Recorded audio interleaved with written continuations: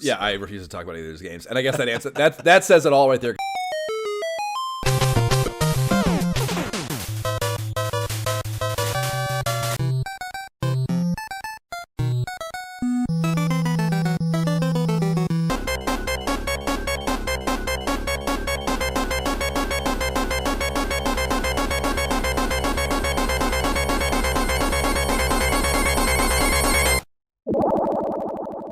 This is the Imperial Schools of Honor podcast.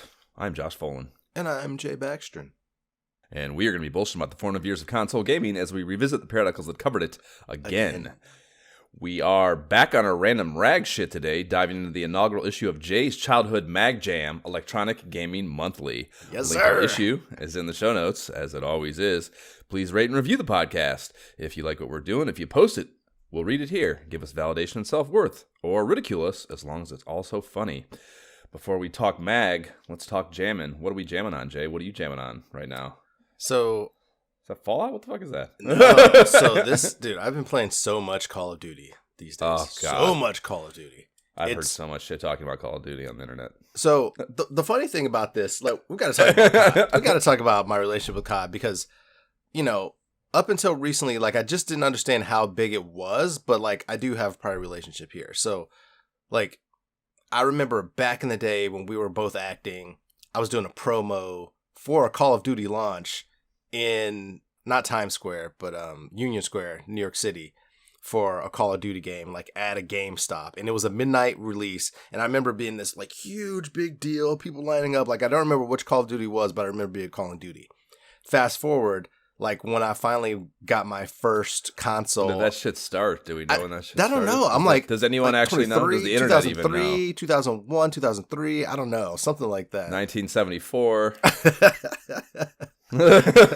But I do know, like, when I want a Call of Duty on Atari 2600 card, actually. I bet there's someone out there making that. Can you imagine?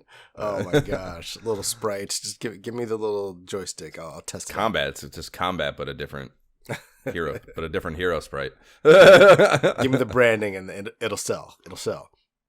But yeah, man, so I remember that experience being like a big deal. And then when I finally got my first adult console again, like, cause like, you know, I didn't buy a console after, you know, leaving high school again until the Xbox One, like Call of Duty Ghosts was one of the first carts I bought. And like, this game is great. Like, I always play Call of Duties, but I always play the campaign because I dipped my toe in the PvP years ago, got wrecked, realized I wasn't good at it. And I was like, forget it.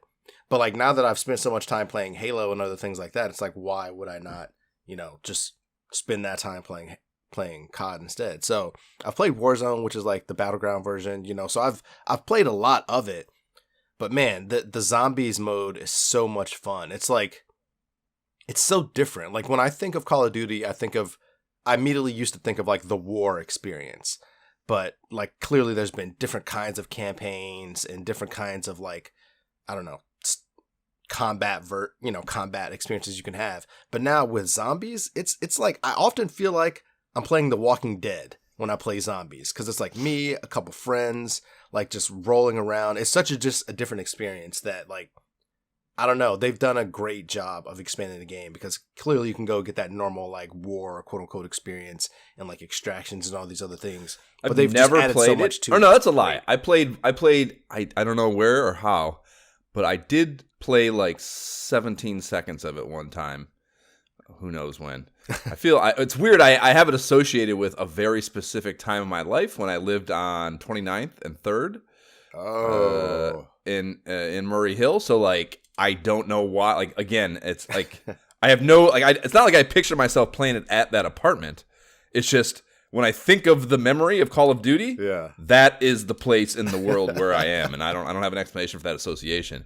But yeah, I've never really played it. But the idea of playing a 1-for-1, like playing, like one of the coolest things about Skyrim to me was, and it was such a poorly done part of it, but just the concept of being part of a full army that's actually engaged in a battle, and just being one soldier in that act or in that event. Yes.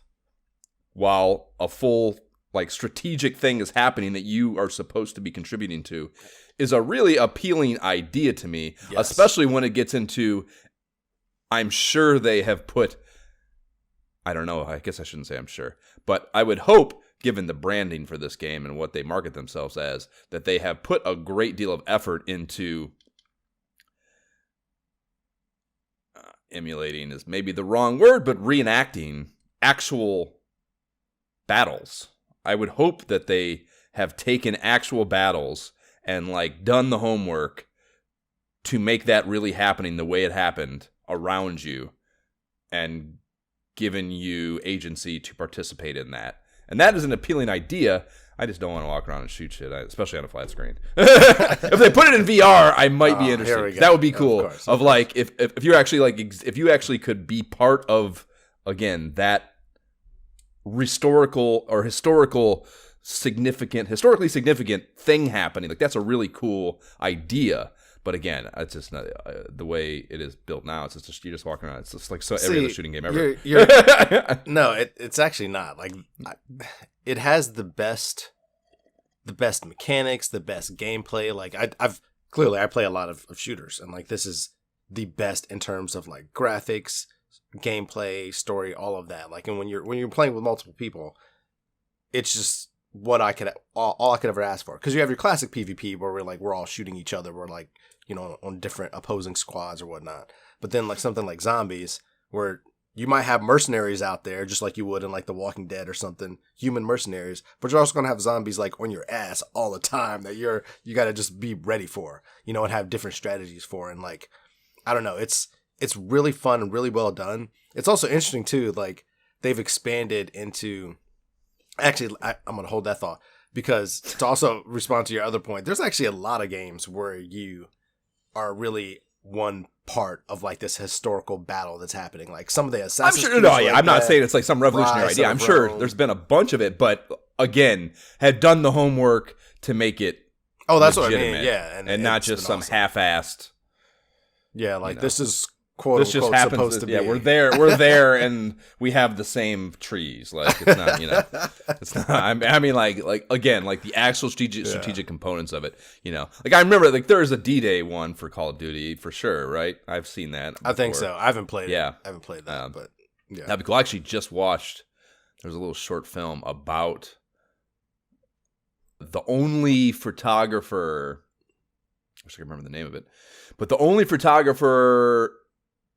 That did he survive? Maybe no, he didn't survive. I don't think. But the only photographer whose footage, actual moving footage, is really survived and made it out into the ether from the Omaha or Utah Beach, I think, landing on D-Day, and the filmmaker goes back to the beach with a local tour guide and matches up shots and shows you where they were and where people were standing and shit in the footage of, like, again, this is like actual documentary footage of, like, you know, I can't, that idea, I'm sure that kind of stuff was used for that. Well, no, I just mean like, that's crazy.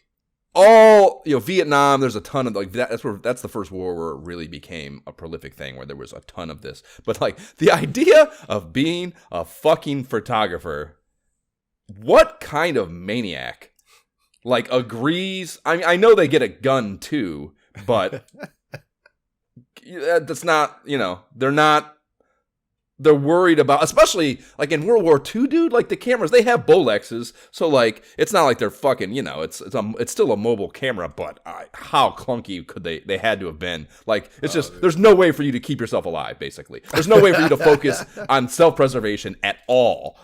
You know, just like what? I cannot believe that a human being ever agreed to it's got to be like, be smart, soldier. Like, yeah, you be smart. What do you say? I mean, you can't even, there's just no, I don't even. Who knows? That's a whole. I can't believe war happens at all. When I watching that shit, it's just like I cannot believe him. I can't believe any. I know there's just no way. I'd be like, nope, leaving. Like I don't care what the consequences are. I'm not doing that. That's not. You're an idiot. We're all idiots. If you think anyone who's willing to do this, we're all idiots. Like I'm not participating in this dangerous activity. Well, I won't ski, Jay. Like, I'm with you there. I'm not. That makes me a coward. Whatever. Like, I'm just not. Like I have. Like I don't know. I guess the thing is. I don't know. I think 18-year-old Josh might say a little different. Precisely right. Yeah. Exactly. 18-year-old kids are too dumb. That's why it works. That's why that system works. If they sent fucking 35-year-olds into war, there'd be a real problem with making it work. If the king is 18, we're all fighting. Like what they say to us? We're going to war, boys. Right. Yeah. That's exactly the answer. Yeah. You're entirely. That totally changes the entire fucking thing. If you're talking to 18-year-olds who are just dumb as fuck and will accept anything. I will say, like, one of the things, because I don't really enjoy the idea of like a really historical war. Like if Call of Duty's main thing was kind of like recreating World War One, World War Two. I don't know why I can't say World War Three. Whatever. Obviously, there's not a World War Three yet, but like historical wars. I wouldn't really. There's probably people on the internet that would argue with you, Jay. But well, sure. Fair enough. But let's, my point being, I'm not really into like historical wars. Like I don't really want to participate in the actual act of that. So I like that they've expanded into much more other things, which are kind of just like pseudo. They're not real conflicts. Sure. We're just battling just this gunplay scenarios. Yeah, things like that, like dark ops, because these guys are clearly evil in this scenario and that kind of thing. So I like that more than kind of just a historical. We're going to fight the Nazis. I'm just not. I don't really want to do that. Like, I know that happened. Put me in a fun scenario I want to go be a part of. Throw some zombies in there. Great. Let's do that. It's obviously, it's not, I mean, the way I described war hopefully would exhibit that. But yeah, that's not, like, my English is entirely the historical understanding of it, because that is a perspective. That's why a documentary like that is fascinating, because you actually get that perspective to some loose degree, Like, the whole thing is, was it light bulb? What? Oh no, different. No, that was a different thing. I was listening to the J.D. Salinger Stuff You Should Know podcast, and he was in World War II, and he survived. I don't know if you know that. He went to fucking war and survived before he came back and wrote Catcher in the Rye and the handful of other books he wrote before he like mysteriously, if that's how you want to call it, retired. But he was on the fucking beach as well. He was in that battle, and he had the pages. Or a large part of Catcher in the Rye was written while he was doing that. He had written pages for that in his bag when he hit the beach on whichever Utah or Omaha it was. Like, how crazy is that? He had pages for that book written in his backpack. So it would not exist. Right, if an alternate scenario, an alternate universe, where he doesn't make it. Yeah, I mean, battle a little bit different, dude. A fucking shell lands 6 feet to another direction. Yeah, damn. Nuts.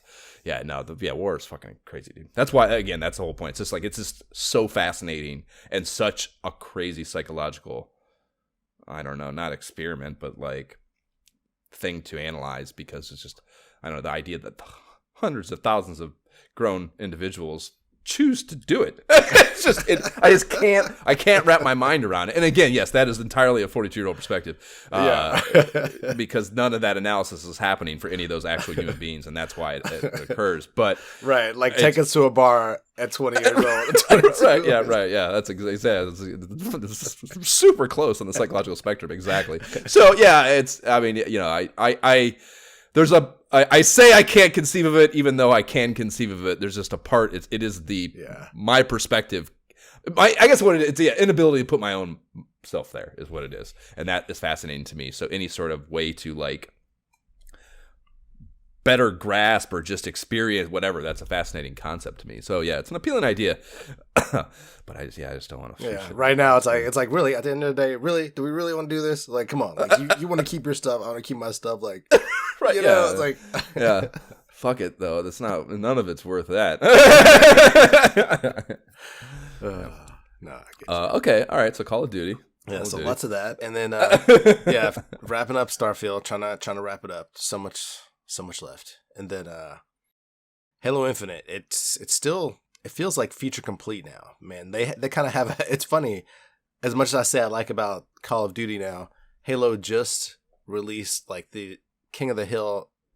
What's it called? I forget what it's called, but essentially, it's a multiplayer mode now against enemy AI. Kind of like the Horde coming at you, similar to like Call of Duty, where it's like, hey, instead of just other people, other human beings, you're just fighting against hordes of AI with other human beings, which is kind of what I always wanted to begin with, you know? So I kind of don't like that it's only tied to a King of the Hill mode at the moment, which is, it's cool. I kind of like it. I think it's called Fire Team. Yeah, that's the name of it, Fire Team. So I've been playing a lot of that too, just to switch it up. And so anytime, that's my thing. Anytime I can play together with friends or not friends, people that I don't know, but people on the internet and just fighting against the enemy, like I'm going to enjoy that, you know? So a lot Okay, well, is your eye better? Can we start get back to Dungeons of Eternity or what? Yes, I think we can get back to that. Okay, good. I enjoy that also in VR. Yeah. So what about you, man? What have you been jamming on these days outside of Dungeons of Eternity? I haven't played a ton other than with you, and I got Amy on it recently too. Mm-hmm. That was kind of, it was before this because I figured out, and I don't think I'd done this yet on the last episode we recorded, but I figured out how to play. So when you buy the new headset, for the new Quest, you get Asgard's Wrath 2 when it drops, which that's happened on the 15th, and whoa, buddy, am I fired up for that after what I'm about to talk about. But they also gave you the PCR version. I guess it was the Rift technically release. Rift. Which is like it's Meta's PC VR thing, I think. I'm pretty sure that's what it is. Right, it is a little older, right? Yeah. So they gave you the first Asgard's Wrath PC VR release, which can be played on your Quest through the PC Link thing. And I read that when I first got it, but like I didn't really know what that meant. And I was just fucking around with the Oculus app on my laptop for some other reason, and I saw it in my like library there, and I was like, oh, it's here. That's how. Okay, now I understand. And you got to download it. It's like 100 gigabytes, like an overnight download. It's a huge fucking deal. Whoa. But so I started playing that.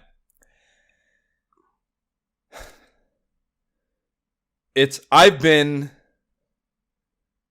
asking you when those dildos were going to put out the next Skyrim for years.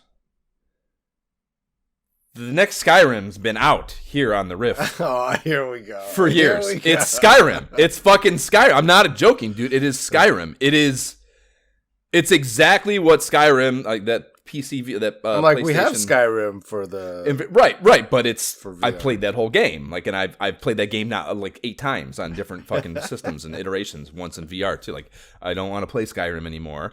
This is Skyrim and all its fucking all that I want.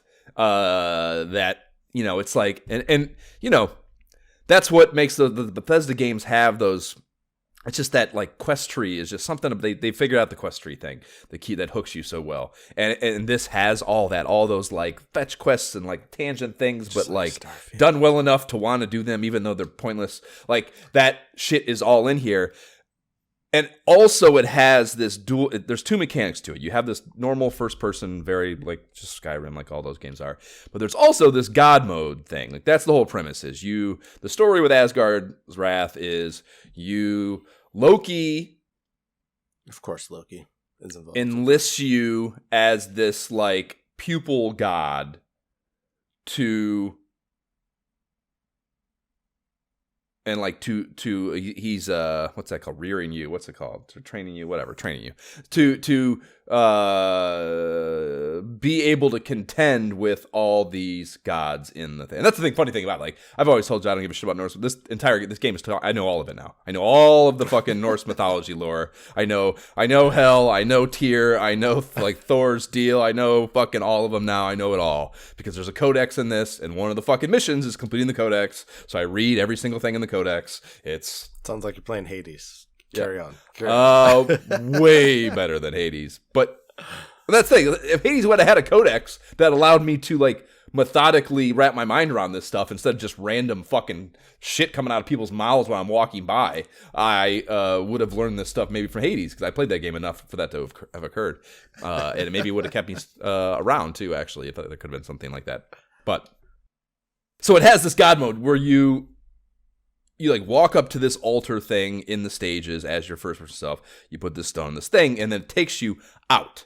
You like have this very like this omnipotent perspective above everything, and it's like, and I was so impressed because this is a little bit of an older game. I don't know how old actually offhand, but I didn't bother to look that up. But it's a few years old, so I was surprised at the complexity of this. But when you're in God mode, everything is happening just like when you were in first person. Everything. Like, the birds are still flying. All the little things are still crawling on the ground. Every little fucking thing that you could have picked, that you can or pick up or manipulate with your first person view, is there and down below you. And a big part of this game's like development tree is converting. You're an animal god, so you convert these animals into humanoid helpers to assist the hero that you have chosen as your like lead disciple for this particular part of the quest. And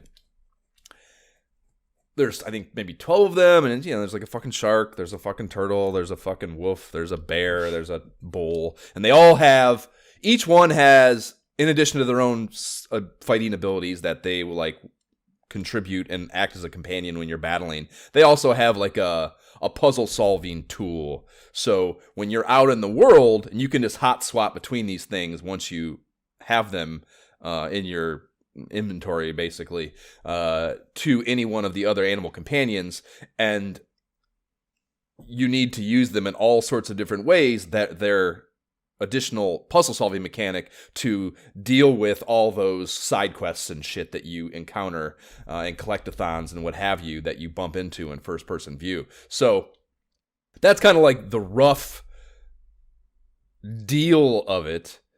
And you're going around, like, the whole thing is you're going around, and there's each one of these gods. It starts with Tyr, and like the hero that you play with in the first planet, Midgard, has this vendetta against Tyr because Tyr has kind of went rogue and just started fucking up villages and stuff, and he leveled her entire village and killed her family and shit. So she wants to kill Tyr, and so you're helping her do that. And you go through this whole first Midgard planet and all these different parts, and battle your way through in first person shit, whatever. And then have to hot swap out to that god mode all the time to like. It's like it's very in the vein of another game I'm going to talk about, Pixel Ripped, where you have the dual mechanic going on, where you have the game on the screen in front of you, but you also have to do something out in the real world, like your mom yelling at you or something, to get to let you keep playing because she wants you to get off the Nintendo. So you're like knocking the cookie jar over or something to so you can keep playing and distract her, So it's the same kind of concept to where you have to do two things at once to some degree. It's not as real time. You have to fully swap between them. You're not like operating the god and the player, but you will have to like swap to the god, shoot something to get an elevator to go down, swap back to the fucking player, and then be dealing with some shit as the elevator is going to where you were able to send it to in God mode. So it's this really cool dual mechanic that takes the Skyrim idea to another cerebral level. So like the puzzle solving is multi-layered, which is really cool. And then, like I said, you also have each animal has their own contribution too. So there's kind of like 3 layers to the puzzles that you have to work through cerebrally to solve them, which is also part of the allure, I'm sure. So that's kind of like, there's all that, that's all the side shit going on, but the main quest is still battling shit firsthand. And the fucking swordplay is It's honestly, it's too. Part of it is I'm playing the PC VR link, and I was so into this game, dude, that like I upgraded all my equipment. Because I wasn't able to hardwire into my router. Real life equipment. Yes, yes, I guess that's worth clarifying. Sorry. Yeah, I have a Google router, and you can't hardwire into a Google router. You have to get a switch box. So I bought this 2.5, like an elevated bandwidth switch box to wire out of my router, so I could wire my computer into that. So I had to buy some new cables, this new fucking switch box thing, and then so now that the whole purpose of that is to increase my Wi-Fi link. Oh my god! Capabilities, because I'm running a game that is not built for the Quest. It's like I said, it's a huge game. So when I first had it, it was crashing a bunch and shit because it wasn't built for that.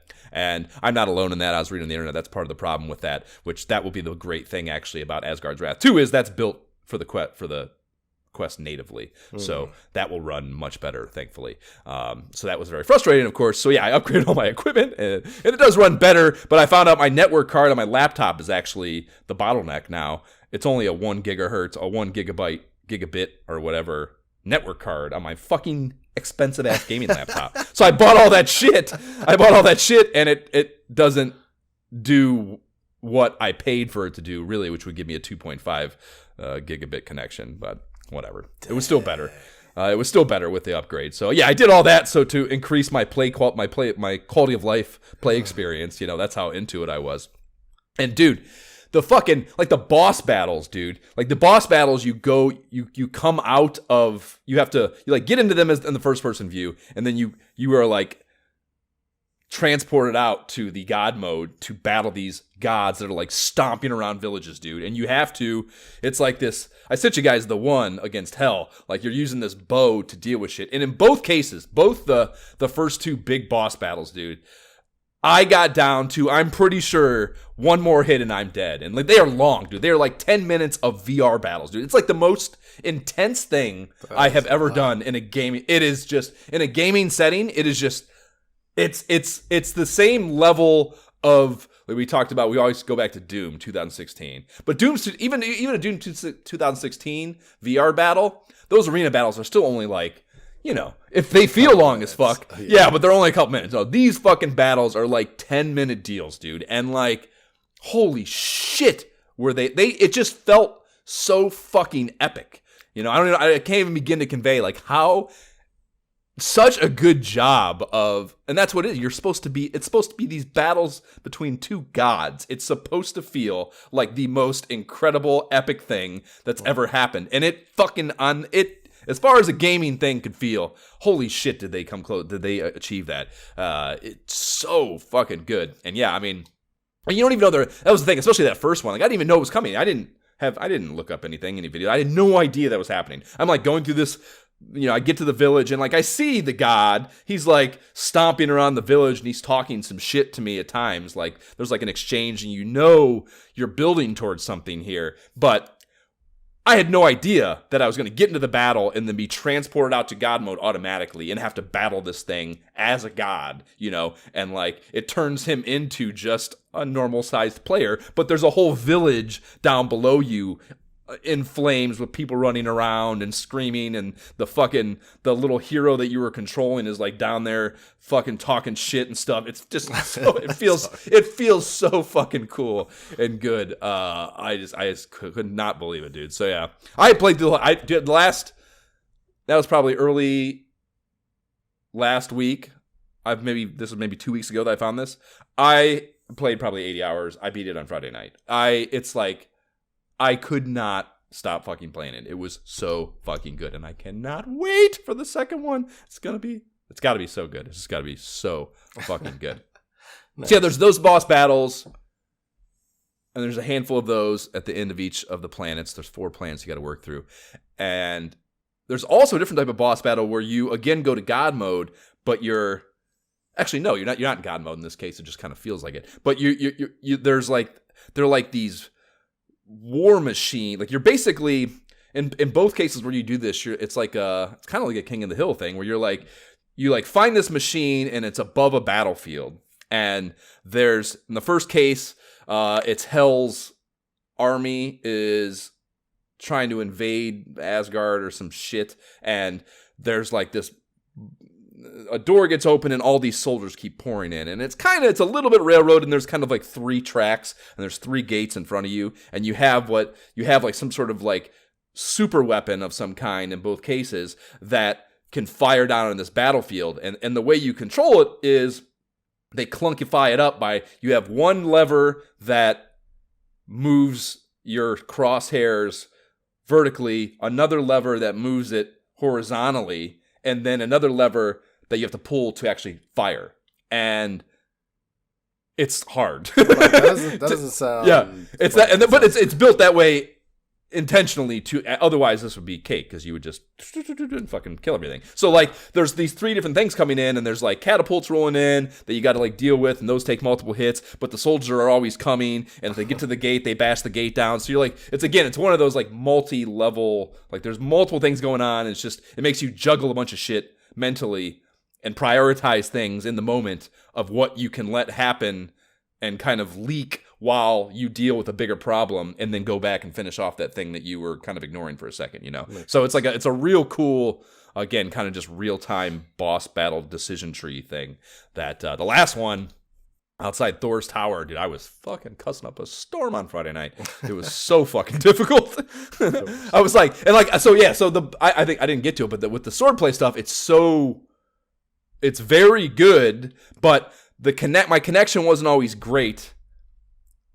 So it made it, you get cheated sometimes, basically, because of some connection shit. And I was like, fuck this. I'm not losing things here. So you can kind of nerf the combat all the way down to some degree. So I did that. So most of the first person battle stuff was pretty easy for me. You can kind of just fucking, you know, but that was the thing with you can't nerf those battles with the machine. So like that was the thing. Like I'd like kind of been cruising for a long time and just kind of like solving puzzles and feeling good. And I got to that last boss battle, and like having it nerfed down to easy mode did not change that, I don't think. And I was like, fuck, there's no way to fucking make this easy. I was like, and you know, by then I'd fixed it wasn't a technical issue then, it was just hard. Yeah, dude. Oh my God, just such a good experience. And again, like the fact that it's just been sitting. Part of the amazement is that it was just sitting on my hard drive. I had no idea, or not on my hard drive, but it was sitting available to me for a couple months now, and I had no idea. The idea that this was just given to you for free was fucking, or you know, for the cost of the headset, anyways, was kind of fucking amazing to me. So yeah, I beat it on Friday night. There's like a bunch of Skyrim completionist shit I'm still doing. Shit like some of the quests are like, break these 5 shields on an elevator lift with one particular character's secondary weapon, and like light these 6 torches in 20 seconds, you know, and they're like hidden in different weird places. So like I'm running around doing that dumbass shit. But it's timing out perfectly. I have 5 days to get to the second one. So it's a perfect place to be, I think. So yeah, man, that fucking, oh my God, so fucking good. And so stoked for the second one. Such a cool experience. Like I mentioned, I got pixel ripped. This one's the 1995 one, which was actually the first one, as opposed to the 1978. It was $8 during the 40%. There was a 40% off. Okay. Nice. I don't know, Black Friday, Cyber Monday, whatever the fuck it was, sale. Holiday, come spend money with us sale. Yeah, precisely, yeah. But 40% is even better than the referral fee, so, you know, that's a good deal for sure. So I was like, looking at the games they had, I got that and I Expect You to Die 3, which is that escape room game. It's like a spy themed, kind of James Bondy themed escape room game. So I got that. I haven't even touched that yet, but I bought those 2. And yeah, so 95 is actually Pixel Rip 95. It's just like 78, only we're dealing with 16-bitty. It's like very Super Nintendo. Okay. Nice. Yeah, so it's, you know, a little bit of a different feel, but very much the same vibes. Like I mentioned, kind of you're dealing with those dual mechanics. I hit one part I just got past the other night. It was fucking super cool, dude. You're like, you go to the store with your dad. The store has those kiosks that they used to have, or they probably still have, where you can play the systems. And they have, you know, it doesn't say them on it, but it's basically a Super NES and a Genesis side by side. And there's a puzzle mechanic where like you're going through the SNES one, and this dickhead kid is talking shit to you, and he lies to you and tells you he got this thing in the game that isn't actually in the game, you know, like an eighth an 8th crystal or something. There's only 7 actually. So your little helper tells you to go into the Genesis and find an extra one to bring back with you. So it's this mechanic where you're physically playing 2 game systems and jumping back and forth between them. That's and funny. Like taking functions of the characters from one system to the other, you know. It's like just a really cool implementation of, again, that idea of like the two, the dual mechanic thing. So yeah, really cool implementation there. And it's a nice mellowing out option when shit got too heavy in Asgard for me. So that DOE, like we said, and Power Wash Simulator, we're still playing the shit out of that, dude. Amy's fucking still hooked.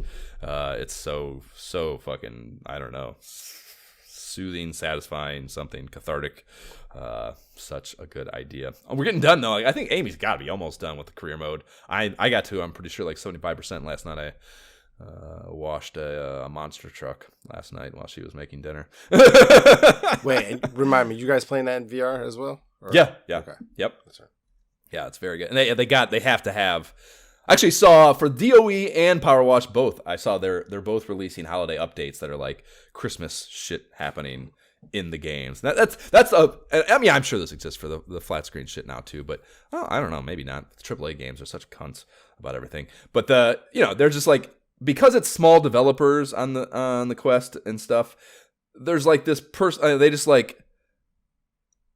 You know, they're willing to drop little they don't have to, I guess what it is they don't have to go through a bunch of red tape, probably is really what the catalyst for this is. There's just like a handful of decision makers and they're like, oh, let's do a fucking Christmas thing. And they'll just drop some shit in the game for the holidays, you know, because they don't have to get it approved by 80 million people, you know. And that's a cool, like, I don't know, interpersonal relationship with the developer. I think that is another one of the things I love about the Quest landscape right now. So yeah, the DOE and Power Wash both are doing that. I saw some 2 things. Yeah, the only other thing I have is a new walk. This is how into Asgard's I was, dude. This will demonstrate it more than anything else I've said. Maybe a new walkabout course dropped on Thursday. I haven't even bought it yet. You haven't even bought. Wait a minute. You always buy them and download them immediately. Right. You haven't even bought it yet. I haven't even bought it yet. So I don't even know who you are. Right. Precisely. That's how bad it was. That's how bad off I am. But the Quest 3 is better about updating on its own. So it is probably all I have to do is probably click on it. That's probably part of the reason that I didn't think to buy it is because I don't have to deal with that shit with the 3. Where it, you know, if you don't go in there and tell it necessarily, especially you haven't used it for a while, if you don't go in there and tell it to download and update the new version of the game, it won't be there to buy when you go in. You have to do an update. So, but the 3 is great about doing that shit on the back burner while you're not using it. So. It'll be there whenever I get to it. But I hear it's cool. It's like, I don't know, Meow. Do you know what this is? Meow Wolf? Does that mean anything? Do you know what that is? Meow Wolf. Meow Wolf. Not Woof. Wolf. Not unless it's like a Pokemon character. Right, that's what it sounds like, yeah. And honestly, my best guess is it's like I think it's a YouTuber maybe or something. And I definitely have no idea. Right, if it's right. I just thought maybe like the implication I get from all their marketing that I'm half-ass paying attention to because it is about something. Yeah, I also don't think I care about is that this YouTuber might be so big that your kids knew who they were and talk about it was my slight guess, but. No, we don't I don't let the kids like run wild on YouTube anyway. So that's probably good. That's good. That's very smart. Now I'm so curious. I'm like, what are we even talking about? Yeah, like I said, it's like it seems like a very colorful. Like I was reading it. You know, of course, it's fucking great. Everything I've read about the course is great. But it seems like there's some mechanics. Very, I don't know, very colorful. Colorful is the only word I can think of. Just like a very intense. I'm like looking it up now. I'm like, what is this? I have no idea. What is it? What does it look like? Yeah, you know it's bad when you look it up and you still can't figure it out. That's how you know A, you're old, and B, it's some shit you don't care about. Okay. No, this looking at it, I'm like, yeah, this still means nothing to me. Yeah, that's that. My kids might mention this. I don't. That is a certain age for sure. It's like I can't even. It's like Jab when he's talking about Instagram. He's like, I look at it and I honestly can't decipher what I'm looking at. Like I don't know how to use it. It's not intuitive to me. It's past me, or I'm past it. However you want to look at that.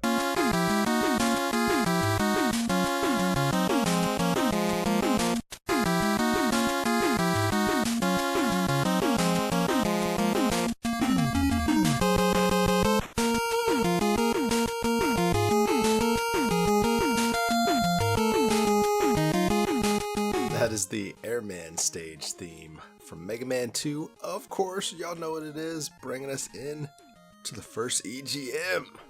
Josh, it's here. We're talking about it. We are. Before we even talk about this issue, though, what was your first issue of EGM? Dude, I definitely did not have this one. And I didn't get hip to these until like the early 90s, so I did not have this one. But when I was looking through, I was going to say, did you do the work to dig it up? Okay. Yeah, I'm thinking September 1990 was the issue, but I'm not exactly sure. But that when I look at that, I'm like, this looks What's like on the one. cover. Yeah, and I know like it was once the font changed what we see later. And by 92, I was definitely looking at the magazine section of the gas stations and grocery stores like regularly for EGM. So I'm thinking like September 90 was probably the jump off point for me. Okay. What was on the cover of that issue? Oh man, I had it up. I don't. You know what? I'll tell you right now. I give you one guess. What franchise was on the cover of that?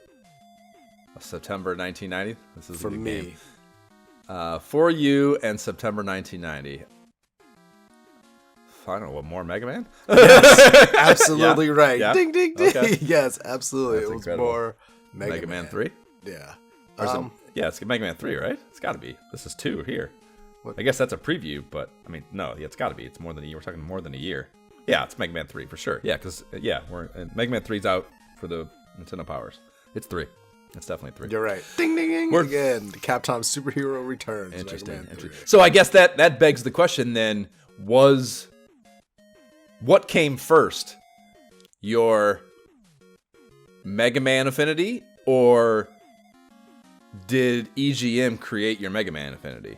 Like, did you get that? Do you think that's your first issue because you noticed it because you already had a Mega Man thing, or did you get this issue and poring over it and obsessing over it the way a child would? Did that create the Mega Man obsession? No, actually, by this point, I had definitely been into Mega Man 2. You know, because I got Mega Man 2.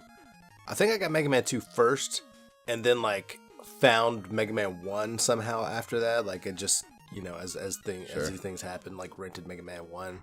So then when I saw Mega Man 3 on the cover, I was just like, that's it. Give it to me. What is this magazine? So what are we talking about? What's can you recall the origin story? Exactly where, when, what was happening?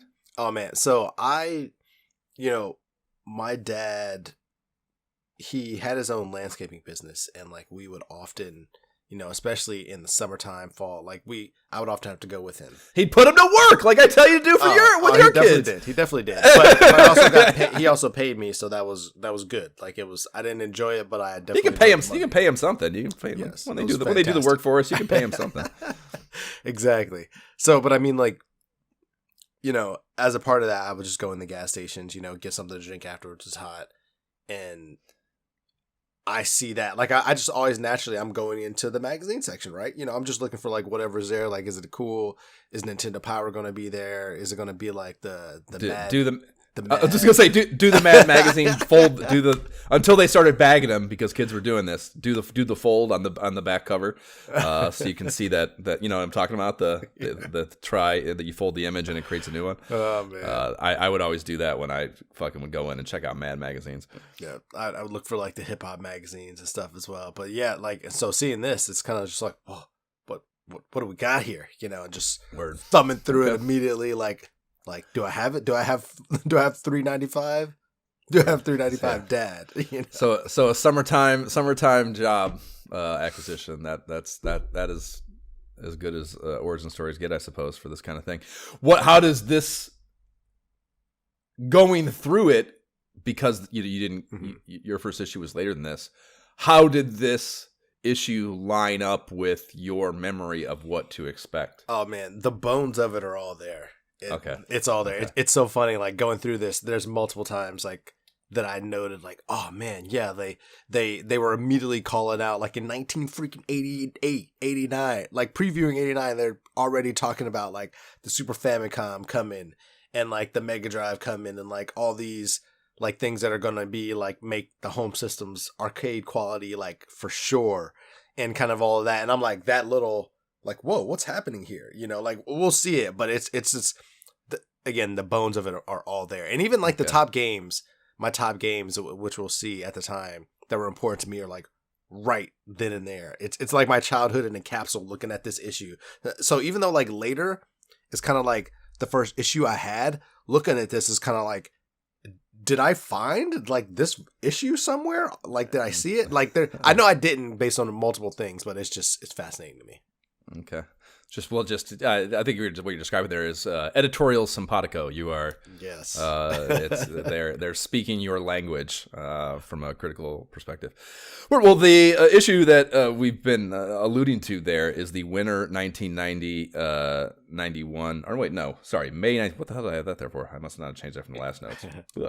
This is the May 1989 issue of Electronic Gaming Monthly, or more specifically, I should say, the U.S. National Video Game Team's Electronic Gaming Monthly, which we will get to here in a moment.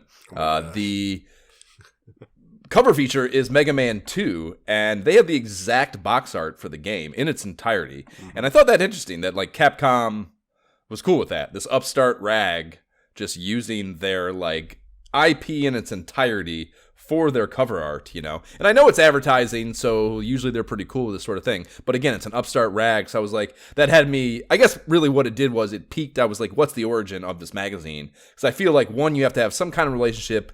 If you don't, like there's plenty of these things, these books, some of those strategy guides and stuff that didn't feel comfortable doing this. So there's some sort of legal comfort / hurdle to be gotten past before you're going to do this for a commercial venture publication of some kind, you know? So that got me thinking, like, how did this come to be? How was the first issue have the balls to do this, you know? So I did a deep dive on the history of this magazine, and yeah, it's pretty interesting, dude. So please tell me more about the U.S. National Video Game Team.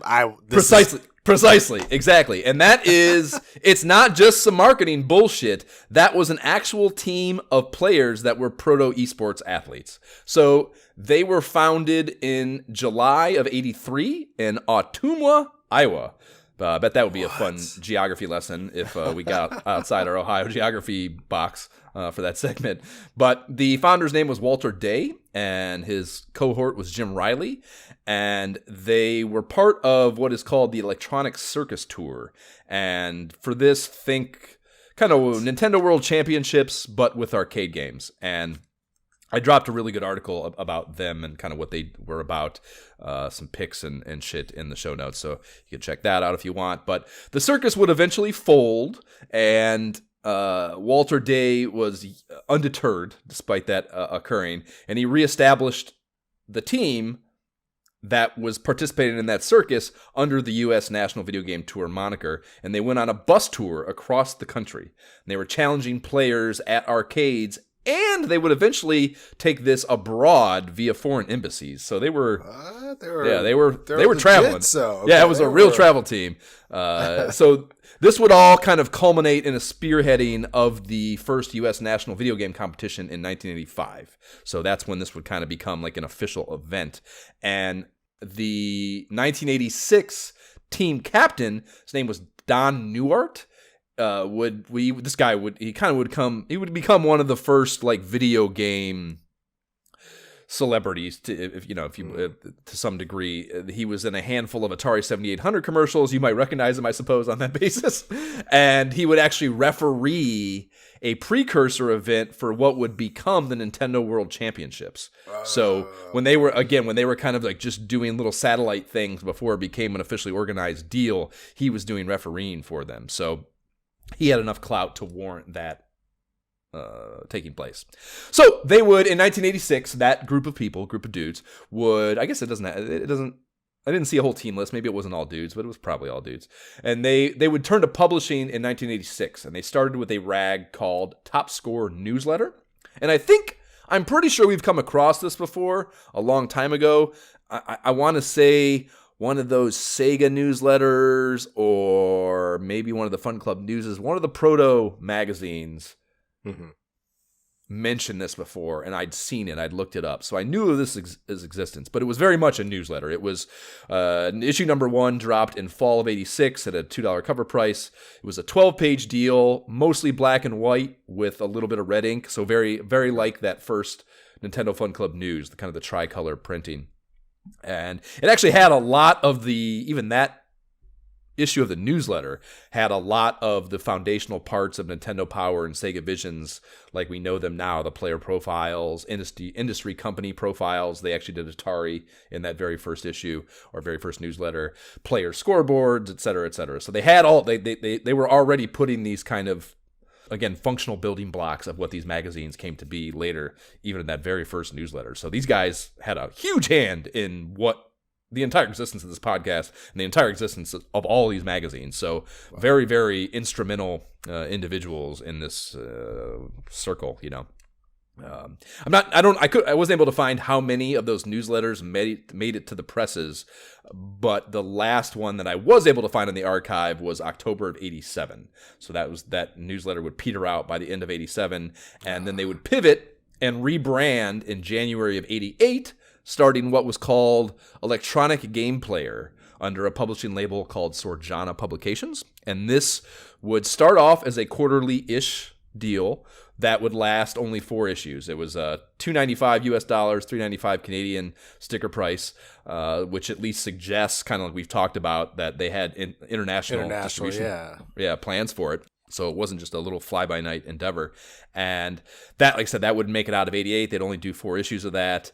And it looked pretty, I mean, despite that short run, it looked pretty fucking legit. It had full color, cool, original cover art, Konami NES ads right up front, a 50-page count in the deal, you know, which kind of has me thinking maybe we should do one of those, too, for a Random Rags, because, like I said, it felt like a legit magazine, you know. And it would take us even further back and send us, like I said, we were talking about this in the thread, and you were like, you know, I mentioned that, you know, it's fucking how it's taking us back to all these older games, and you're like, yeah, maybe we should have done a later one. I'm like, no, man, I love the idea of going back. Like we always talked about, like the whole point where there's games we missed. So this forces us to go back and play some of those catalog games that didn't quite make it to game app status, you know, when we first hit them, or first we're encountering them. So I think we should maybe do one of those, and that kind of sent me on another side tangent where I started another list, basically, to a sister list to our side quests yet to be quested, a Random Rags yet to be perused list. So we have these Random Rags options to go back to. So I started that list. It's on the Google Drive. Link to that is in the show notes if you want to keep tabs and or make suggestions for older mags we might not have mentioned or found yet. But so finally, in 1989, Electronic Game Player format would be retooled and relaunched in May with the issue we speak of today. And the publication shell company for that is Sendai Publications. Just a slight retool of Sorjana. So that is the history of this magazine coming to be. So let's get back to it. And yeah, I guess seeing that Konami ads were on the inside cover of the predecessor mag, that kind of answered my question that sent me into that history search. Was these guys had the relationships already from all that bullshit to be able to do this, you know, and that's why makes so much more sense. Like, right. Yeah. Yep. For sure. So that was cool. But aside from that, this is a busy-ass magazine cover. There's a lot of shit going on here. They have a stripe all along the top touting a free video game tip booklet inside. That's fun. I love pull-out booklets and shit. And there are 2 corner banners pitching swag if you buy the mag, and a green bubble right smack in the middle of the Mega Man art letting you know about a bonus FCI Mag Max cover being in the issue. Ooh, and I actually... posters, man. Yeah, I don't believe... Here's the thing. Here's the fucking shit about that, dude. I don't think the poster is in the issue. I'm pretty sure it was a mail away.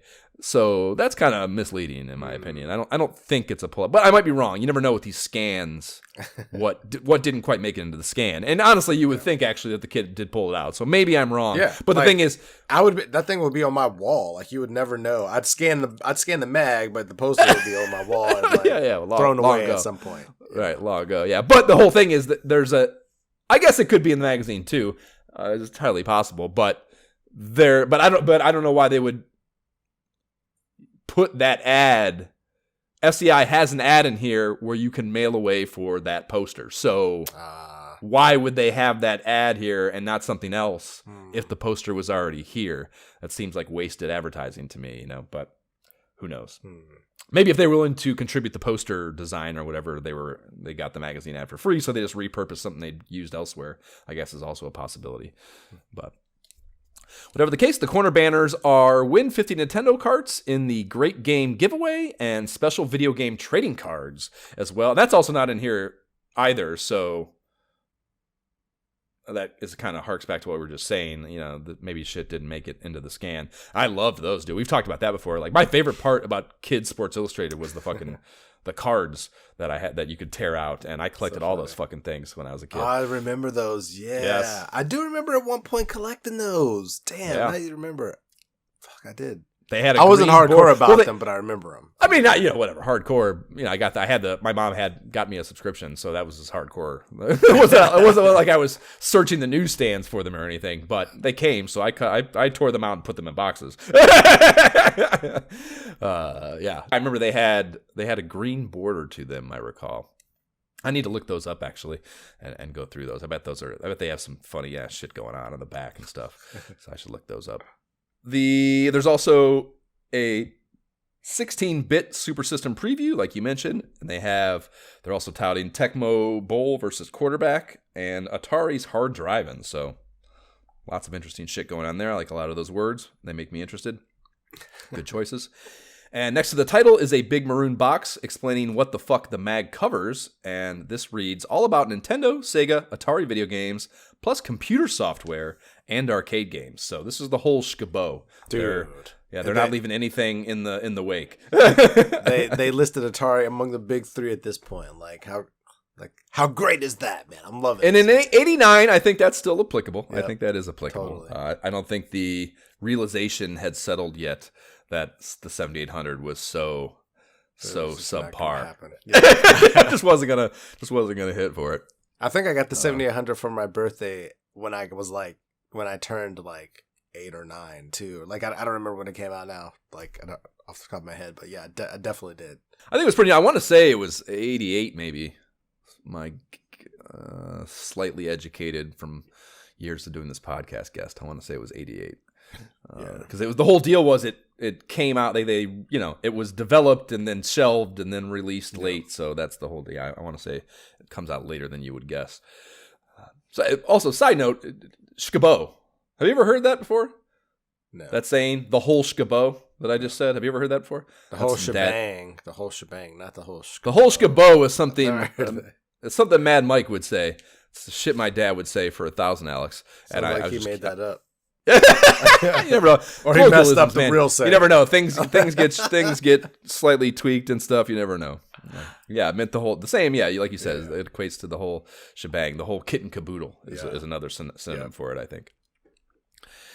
A dominant subtitle down below that reads our exclusive Nintendo preview, and this goes on to say we review and preview all the hot new Nintendo games: POW, Operation Wolf, 1943, Ultima, RoboCop, Bad Dudes, Bump and Jump, Bubble Bobble, Hide Glide, Strider, Super Sprint, plus many more. And the Mega Man 2 copy reads special Pick Hit preview. Yes, sir. And Pick Hit is a new. We've never seen that before. Pick Hit. I'm not even sure I'm able to I don't understand. What pick it. I mean, it's a hit. I get hit. Maybe they picked it and it. Yeah, I guess. Yeah, we picked it as the hit. Yeah, that's right. Yeah, we picked it as the hit. Right. It's a hit preview. Yeah. Yeah. Okay. Moving inside, our kickoff ad is a 2-banger from Tenjin. This is all out, man. Yeah, we've seen this before. I think at least the box art this way. Maybe the headlines seemed a little new to me, but it's featuring Gauntlet, Pac-Man, RBI, and Tetris, which are the games you'd expect from Tenjin. These are it is their initial black cartridge offering, their initial unlicensed offering. And then we get to the TOC, and this is a one-page endeavor. We're always hyper-focused, or I maybe am, maybe you're not. I'm always hyper-focused on these. But it is a one-page deal, and it has, that font choice, dude, both, the sky blue color and the style.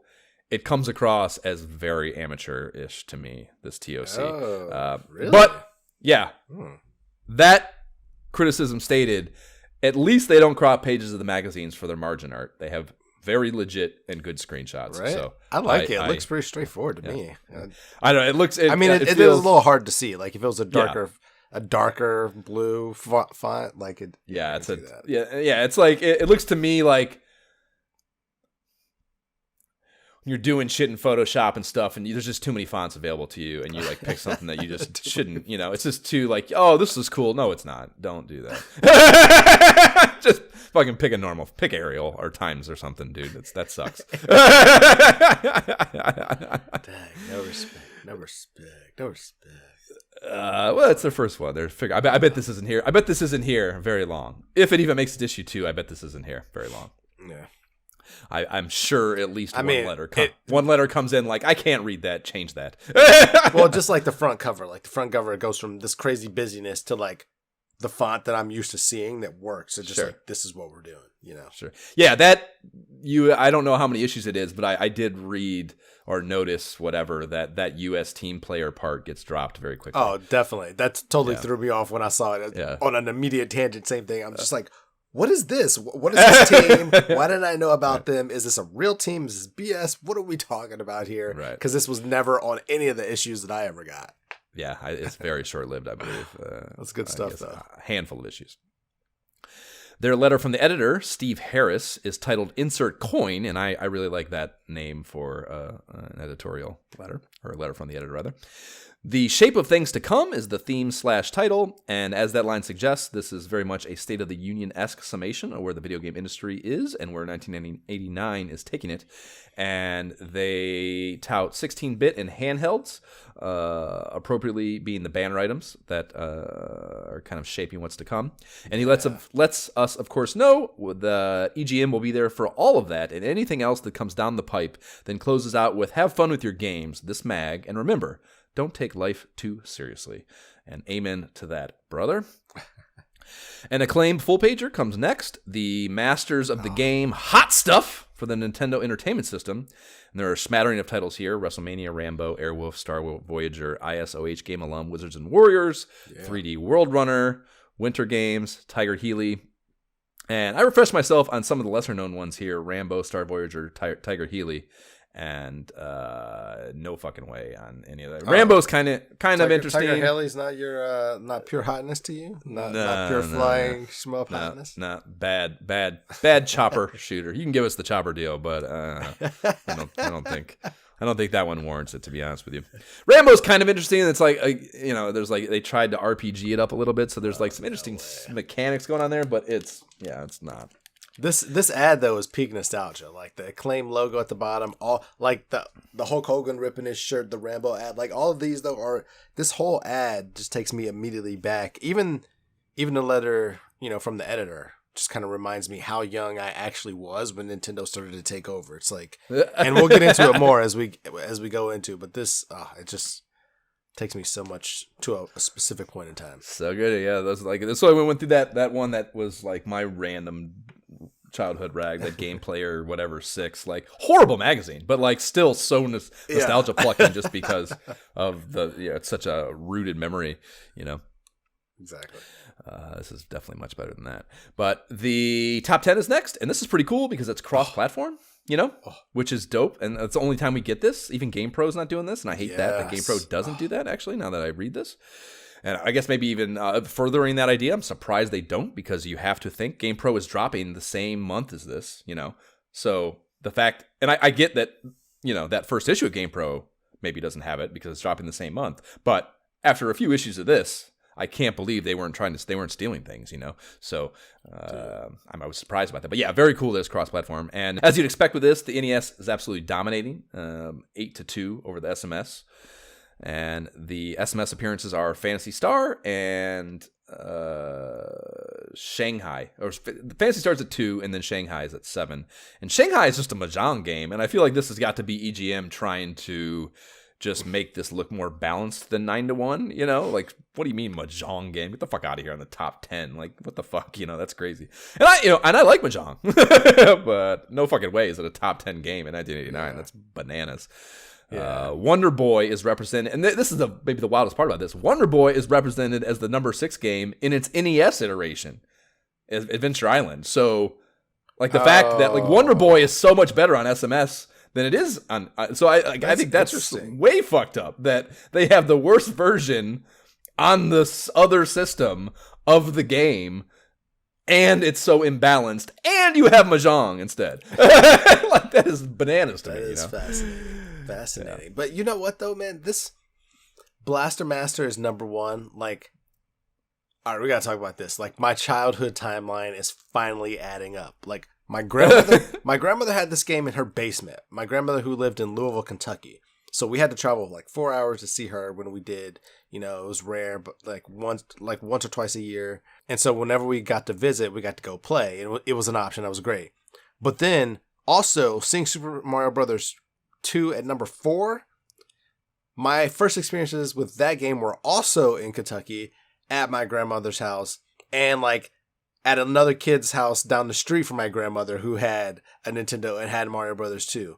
And like, this was all when I was still playing Atari, because like, you know what I mean? Yeah. So it kind of makes more sense now. Yeah, like, okay, so clearly when I was 8, 9 years old, all this hotness was coming out. I could only play it at other people's houses while I was still rocking, you know, Double Dragon on my Atari. Because clearly Double Dragon's here, but I didn't have that Blaster Master is a super tough game to like... Oh, it's crazy. You know, to like, to not have... to have to like cram play experience for like that game's, it's a lot to figure out and a lot going on, and it's just a tough, you know, that's essentially a rental situation, maybe even less than you could say, and that's a tough game to like have to figure out in that context. So that's funny. That's your experience with it. Exactly. But it was there. But it's funny that those two games, you know, top 4 games were the games that I experienced first. So it's just like, yeah, of course. Maybe there were fewer games out this time, or it was like just clear that like these are the best games you can play on the NES at that time, you know? Yeah, that makes a lot of sense for sure. Yeah, so the full lineup on the NES side goes Blaster Master first, like you said. Then we have 1943, ISOH alum Super Mario 2, and then Double Dragon, Adventure Island at 6, as already mentioned. Golgo 13, Racket at Golgo 13 too. Jesus fucking Christ. Right. Yeah, this list. It's got a lot. It's questionable. Racket Attack, a tennis game, and I don't know. I'm not into tennis, so whatever. I'll give you a pass there. But Dr. Chaos, dude, like the last 3 here, Golgo 13, Racket Attack, Dr. Chaos are fucking insane to me. Like, you got to give me Super Mario Brothers 1 before you're going to give me Golgo 13. Like, yeah, for sure. Know? Yeah, I don't know. At this point in time, I don't know. Come on, man. Yeah, I don't know. Whatever, man. You do you. Fucking whatever. It's your guys' magazine. Fucking say whatever you want to say. The top 10 shares the page with the start of Next Wave, and this is 3.5 pages of previews of shit coming down the pipe. Of pure hotness, and I won't hear any other way. There's some heat in here. Yeah, Mega Man 2 is first up, and it is back with a vengeance, they say. And we've already game up this. It's fucking dope. They call it the special attraction for May. And I like the idea of designating, like, you know, like the cover suggested and we already kind of talked about, but I like the idea of designated one title as the absolute hotness for the month's preview. And like, this is your, because, you know, this obviously comes out in reviews after they've come out, but you're getting like the way the supply chain worked back in 1989. You're getting the magazine, then you see it in stores. Like, it allows you to make an educated decision on previews. You know, that this is the one they're banking on for you. You know, you don't have to wait for the review. Next time you're at Toys R Us, you can grab that shit out of the aisle and feel safe. You know, if you line up with our sensibilities, and that's really cool, I think. So I like that. And that's another thing that no other magazine is doing. You know, the previews are just previews. They usually don't have, I guess, man, they may like mention, you know, but they're always like, everything's great at the preview stage, you know. Like, oh, if you like this, you'll love it. You know? Yeah, right. Yeah. It's not like, this is the one for sure, you know. So that's pretty cool that it has that absoluteness to it. So there are 2 pages of NES joints and 1 of SMS jams. On the NES side, we have Tengen's Super Sprint and Vindicators, which are both arcade ports. They have SNK's Guerrilla War, which is one of a zillion Commando military knockoffs from that company. SNK's, speaking of being military obsessed, SNK, we've talked about that before. True. ISOH Game Up alum Strider. That's the bad one I had overcome to get you to play the good one on Genesis. And then the shittiest RPG on the NES, Hydlide, from the shittiest developer on the NES, FCI, is here. Absolute dumpster fire. And then WrestleMania, and there's nothing new or interesting to discuss in any of that, I think. So I can just move right on if you want to. Moving on. On the SMS, we have Walter Payton Football, Lord of the Sword, Poseidon Wars 3D. And I thought Lord of the Sword might be worth a look, but it was in the library already, unfortunately, so I guess I had looked at it before. And it's one of those PC side-scrolling action syndrome deals, like very slow and clunky side-scrolling fantasy type thing. And Poseidon Wars is one of the 3D Glasses titles, and that's interesting, but the nuclear subsim aspect of it is not interesting, so... Not much in the previews worth being fired up about, in my opinion. Humble or not. Sad. Yep. Next up is a full pager from SCI that is offering up their proprietary phone counseling hotline. And games featured in the ad from their absolute dogshit software offerings are Magmax, Seacross, Xanac, Lunar Pool, which actually is kind of good, in my opinion. Dr. Chaos, which I already mentioned from the top 10, is dogshit. And, actually... That's why that's there, because they paid for this ad, and they have the poster. They're like, they had to take one of the fucking their shitty games and put it in the top 10 because of the relationship they had going on advertising-wise with this mag. That's absolutely the story here, dude. That's why Dr. Chaos is dead list, because Dr. Chaos is a horrible, horrible game. It's one of my worst rental stories as a child. Like, duped by a different, like a strategy guide had a segment on it, and I like got duped into being interested by the pictures in the fucking strategy guide, and I rented it, and I was just disgusted. And they also, of course, here have one that we should talk about, Ultima Exodus. And you know what? Actually, more importantly, I'm gonna get these motherfuckers on the phone right now. I need a buzzer to just buzz you like. Yeah, we're gonna get these motherfuckers on the phone right now and speak to the responsible party for Ultima Exodus right now. So I'm gonna give them a call. 1, 2. 968 0425. Oh my gosh. I'm sorry, the person you are trying to reach has a voicemail box that has not been set up yet. Please try your call again later. Goodbye.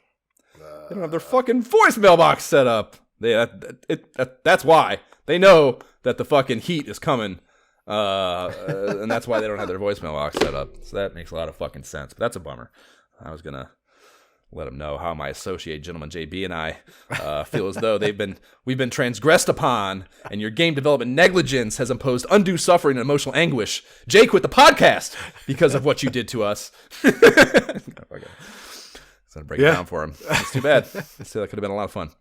The crippling fear we now approach our RPG SideQuest with is a direct result of the trauma we experienced from that game, and we demand reparations. I would have went on to further say the press start follows that. This is a 3-page feature that I kind of struggled to pinpoint the exact theme of. It kind of feels like a mashup of 2 GamePro installments, cutting edge, like shit coming, like technology coming down the pipe, and the Pro News Report, which is just random products and announcements from whomever with an eye towards new tech to some degree, is kind of what it amounts to. So they start with B-Shoe's NES and SMS controller lines, focusing on the steering wheel and flight stick peripherals in particular. And they mention that PC-compatible iterations are on the horizon from them as well. Those controllers are mostly shitty, in my recall. For sure. There's a blurb about after that about the handheld market, and they talk about Tiger and Konami LCDs as having kind of like low-cost one-off games, that market on lock, but that the Game Boy is coming, and it's going to shake up this handheld landscape a great deal. Some interesting copy here reads, will handhelds eclipse the home systems as the gaming format of choice? Will the new Nintendo cartridge system catch on like the NES? Will other third-party companies start developing carts for these next-generation games, or systems, rather? All we can say for now is we'll keep you informed, and I love it. And the answer to all that is yes. Handhelds, yes, absolutely. Yeah, very much so.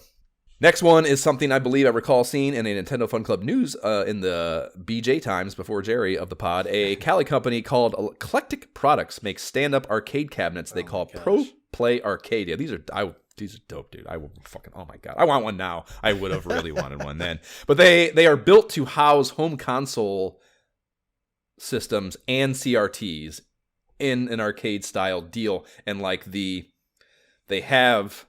I guess it doesn't actually say whether there's like something that plugs in that they've mapped in the same way as the controllers directly to the deck, or if the controllers somehow or manipulated by, I guess it's the former, would be my best guess, but whatever. They have arcade style controls, and it's just a full vertical arcade cabinet deal that you just put an actual CRT and the system in and hook it all up and play it like an arcade deal. And oh my God, like, oh yeah, I would just fucking, and like, it's probably not even good, but just the concept of it is incredible. And I very much would have wanted one. They're offering them here, and I actually don't, because I think it was Nintendo Film Club News, because I didn't know that they also did SMS and Atari 7800 ones. So you can get them for all three of the systems at the time, and that's fucking super dope. Did you order your 7800 model yet? No. Yeah, it's the ultimate rich kid luxury item. Oh my gosh. But it would have been cool as fuck to have in 1989. Can you even imagine, Jay, the lunchroom table clout you would have talking about this? Like, because this is like, again, no one has this. Very few people have these magazines. You know, at the lunchroom, like, you were talking about a mythical fucking beast, and all the kids would have been like, "No, you don't. Like, you don't fuck off. arcade. Yeah, like, you're the lionest son of a bitch rich? ever. No, I don't care how rich you are. I saw the car your dad drives. I saw the car your dad drives. You got rich. Yeah, your dad's beater with a heater. You don't got that, motherfucker. Get the fuck out of here. Show me. You let us come over your house and show me then. I bet you my lunch tomorrow. I bet you my cookie, man. I bet you my cookie and my jello. Yeah. My nutty buddy on the table right now. That you don't have one of those. Oh man, it's funny because, like, looking at this, yeah, you're right. It would have been like this is the time when the anything arcades was like the top. It was the shit. It was the best. Like, and anything home console was not getting near that. But like, there were hope that, like, on the horizon stuff could, like, meet that. So if you had anything at your house, feel like I was playing an arcade game, then you were going to be the shit. So it's funny now too, because, like, last Christmas I had the exact flip experience to where, like, the kids and I, like, the whole family, we went out and we went to a couple different places. We went to like this place up in Bellevue Square, like a GameWorks type of place, and then another place like that but different that's local here to Seattle. And they had all these amazing, in-person video game type experiences and stuff. And while it was cool and it was like a fun outing, it was like, we have better stuff at home. Like we don't have like the big, like, lift you up and move you around, all that stuff. Like, we don't have that clearly. But like, outside of that, I'm like, we got like VR, we got like the absolute best like video Xbox, like we can play quality games. So it's like a completely different flip the world than when we were a kid, It's for sure. nuts to me. 100%. Yeah. No, yeah. Home stuff is far surpassed anything you're going to find out in the. Yeah. It's entirely like, I love, like I mentioned, Amy's and I went to those conventions. I love going to like the arcade bars and stuff, but it is very much just a novelty passing experience. It is not, it's not like back at this time. You were settling at home and going out to do that as like a destination with full enthusiasm of a better experience. Like, now, we're going. Yeah. This is going to be next level shit. And now, it is the polar opposite. Now you're just like kind of settling with this nostalgia minded and whatever. Yeah. We're going to be social and game while we're being social. Like, it is not. We're not going to like for the experience of the game. The game is supplementary as opposed to the focal point. I guess maybe is the best way to summate that. I mean, you never know. I mean, unless I really am just like hearkening for some Teenage Mutant Ninja Turtle multiplayer, and sure, but again, but that is also it's still a nostalgia. You're plucking. It's not true. You're not going. You're not going because it's because I'm shocked at like this blown away by in this game. Yeah. Right. True. Thought of something while we were talking there. I mentioned that Nutty Buddy. Jay, top 3 lunchbox snacks. Circa 1989. Go. Man, I gotta have the Little Debbie oatmeal cream pie. That's my number 1 too. That's number 1 as well, dude. That's my number 1. Yeah, we didn't. Well, we did have them eventually, but it was such a rarity, man. Such a rarity. Yeah. But my buddy AGB, may he rest in peace. Now it's crazy that he died recently, but the fucking his dude, he always had like an unlimited supply of oatmeal cream pies at his house, and it's where we used to fucking do bong rips and shit. And we ate. His parents. I can't even imagine how many oatmeal cream pies his parents bought our group of friends. It must just be an insane number. like oatmeal cream pies. We'll just get a couple more. He had this drawer in his kid. They were kept in this drawer. I can remember the drawer. I can remember the whole vibe of going and taking one of those oatmeal cream pies. That's awesome. What a good memory. So yeah, that would be my number 1 too. So that's great. Okay, go on. Oh man, number 2 and 3. It's funny thinking about that now. Like because the oatmeal cream pie was far and away number 1. I'm like number 2. Oh, okay. Number 2 would have to also be the Little Debbie, like debatable whether 2 or 3, but like definitely next would be the little Christmas tree cakes, like the little. Okay. You know what I mean? Those were good. Yeah, like they weren't always Christmas tree shaped. That was only like during holidays. Outside of that, I forget what they were. But they had that. They had like a cream layer. Yeah. Yeah. Because like the white yellow cake one was like a rarity. Like the chocolate was always there, but to get that one was like, oh, this is nice. That's funny. So number 3. That's number 2. Number 3. Oh, and number 3 would have to be, man. I think is it Nutty Buddy? No, it's like I forgot what it was. It's like I don't know, a chocolate wafer thing. But very like a Nutty Buddy, but way better. The peanut butter was richer. I know what you're talking about. That's my number 2. That thing might be 2. Yeah, that thing. Yeah. Like as I'm thinking about, like that thing is. They're way richer peanut butter, and there was like instead like Nutty Buddy was kind of like a very thin layer of chocolate on. It was definitely not a wafer Nutty Buddy, deal. Though. Not as good at all. Nutty Buddies wouldn't even be on my list actually. Yeah. But we had Nutty Buddies all the time, and I remember that like, wafer thing. Yeah, man, it was so. But no, good. I don't even know I don't even know if I want to say it was wafery. Like I guess it was some sort of crunchy something. I guess that's wafer to some degree. But yeah, it was like a much thicker chocolate, a much richer peanut butter layer on top of something like not really crunchy, but almost crunchy. But yeah. Like, what is that? Yeah, I don't know what those ones are called, but that would be my number 2 too, whatever the hell those were. And then my number 3 would be Ho-Ho's and fucking you peel that chocolate off and then eat just the cake afterwards. Woo. Nice. Woo. I always used to how much of because the end chocolate on a Ho-Ho is like, it's like in the rolled up end, so it was harder to get all of it off. And that, in my anal retentive, even as a child ass, it would bug me. I would try to get as much of it off as possible. And it would always, like the middle bite would always be so much more satisfying because it didn't have any chocolate on it, Because, that cream and fucking cake part of it. Woo, buddy. I gotta go to the Little Debbie shop. I see it. I go, all that shit's still for sale, dude. All of it. The Hostess and the Little Debbie snacks are all still in the fucking. You know what the funny thing is? If I did that though, it would be just me eating those. Because like I've done it before, where like I'll have some like super terrible for you nostalgia food, and I'm like, oh, this is so good. And my kids, who are far more bougie and used to like healthy food and stuff, are just like.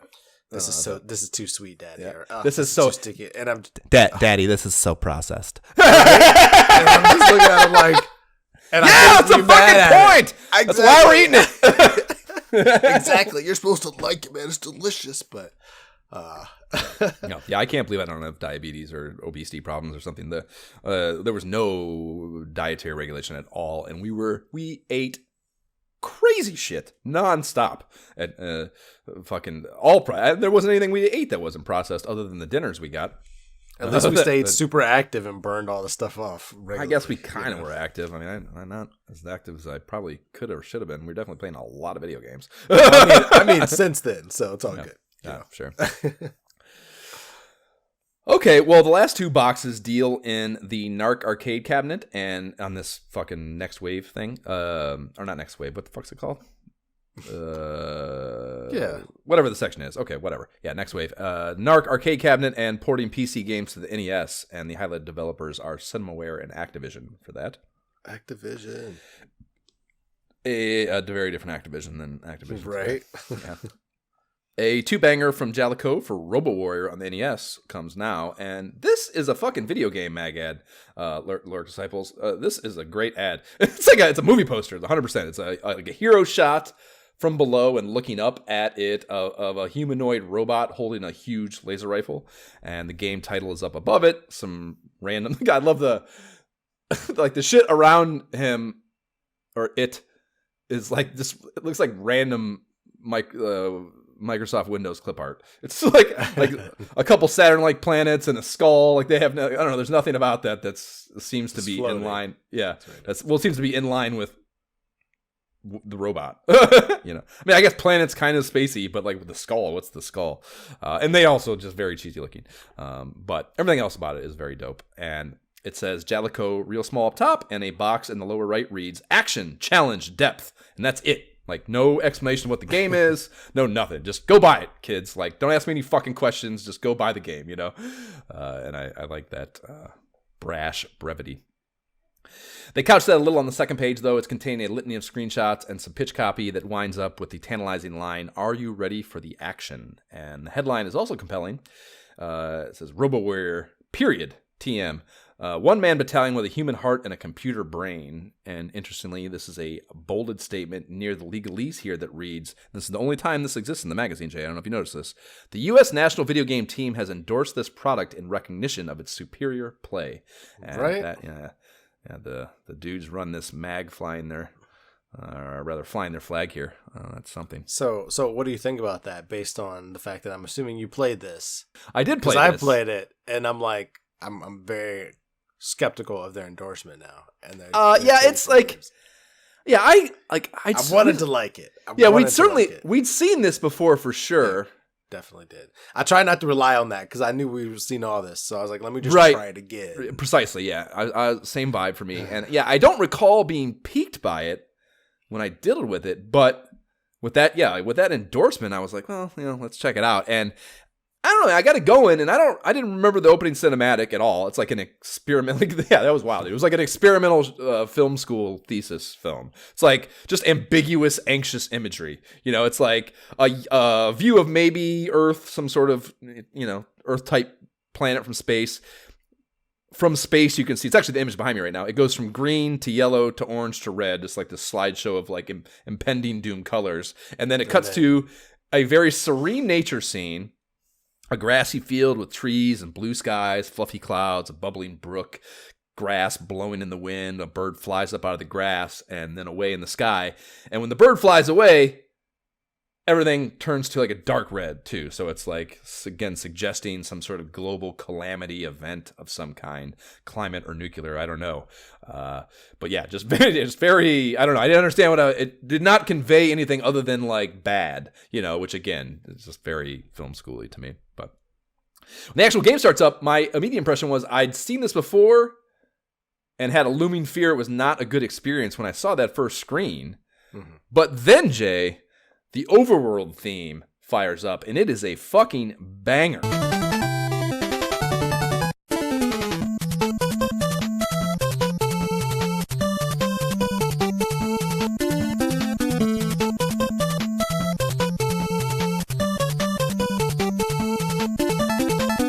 And that put me a little at ease. I'd like to at least be bobbing me head if I'm going to weather a tumultuous experience. So I was a little put at ease with that. And yeah, I mean, dude, it's like it's a top-down deal. You're controlling a robot.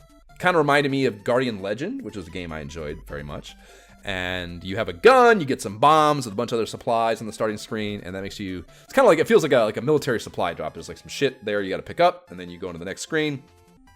And this did you? So you did get into it? Did you play it a little? Yeah, I played a little. I played a little. I wanted to like it. I would have to spend more time and like really getting into it. It is.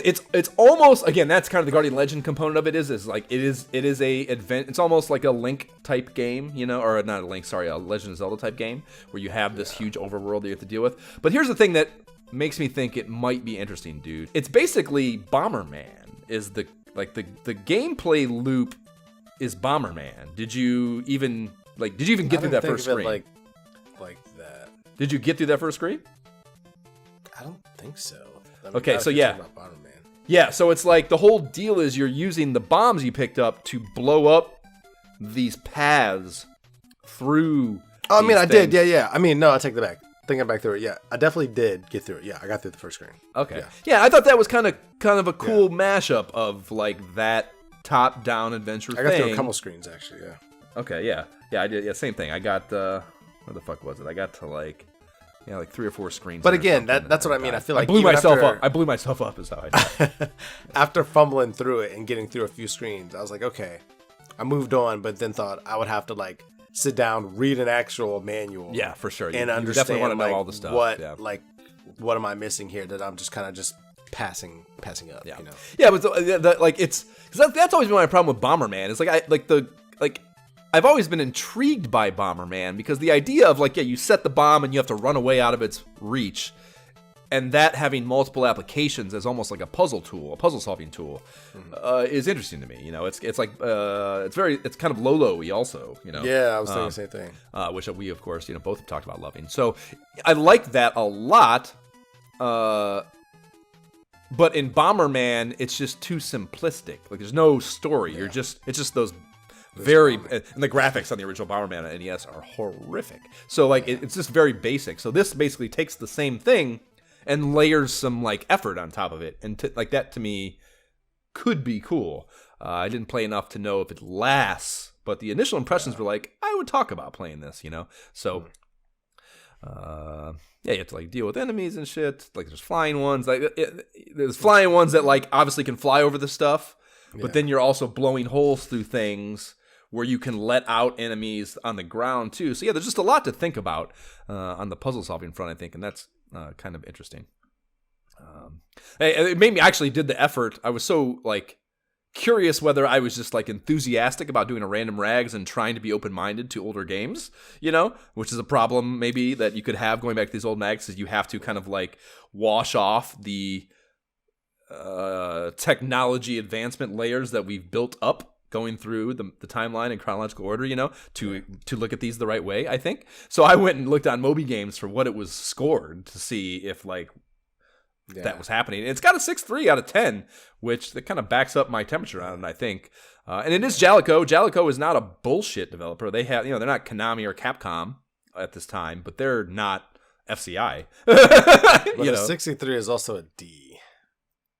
But a 10 out of 10. I mean, it's not.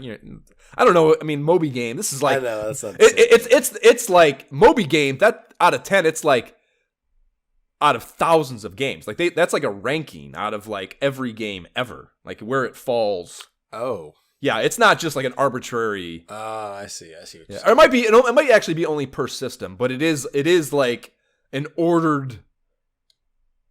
Gotcha. Version of where it falls in the whole spectrum of games available for the system. So, not shit for sure. So that was interesting to come across that. And then we have Interface, Letters to the Editor, their mail section next. And Billy Thomas in Sacktown is writing in livid and demanding answers about his favorite arcade game, 720 Degrees, not being in stock with, in quotations, the guy at my local store. And he says he's seen ads for it, and he's been reading mag blurbs about it. What the fuck, man? Where is it? And this allows the editors to go into a very teaching moment where they explain the famous chip shortage of the era being the culprit for this. And they do mention it's expected to change soon, but it does mean your favorite games will be immediate or might not be immediately available. So that was a fun inroad to something we've talked about all too many times. And the other one for me was they closed it out with the tried and true mail section move, a letter jerking them off that acts as social validation for others, that people are indeed subscribing to this publication. The letter closes out with, please find my subscription check inside. And I don't know if you thought about what that means, Jay, but that means he's talking about an envelope that a letter arrived in case, listener, you might not know that written correspondence used to be physically sent on papyrus, wrapped in more papyrus that was folded and glued, and you had to open all that, and you could enclose things. You could put other things in there with it. Physical objects or pieces of paper, check perhaps. All these things could happen in 1989. That is not even a vaguely feasible possibility in 2023. It's so funny now because there are certain things that I won't do now or haven't done now because it requires mailing things. And I'm like, really? You want me to mail a check? That's what this requires? Not happening. Months later, I'm still checks. That's what that requires. Do you have checks, Jay? Do you have checks? I'm sure I have a book, starter book that I was given when we have the account. Because back in the day, we used to have to mail. We even dude. for I the, don't. for the longest time.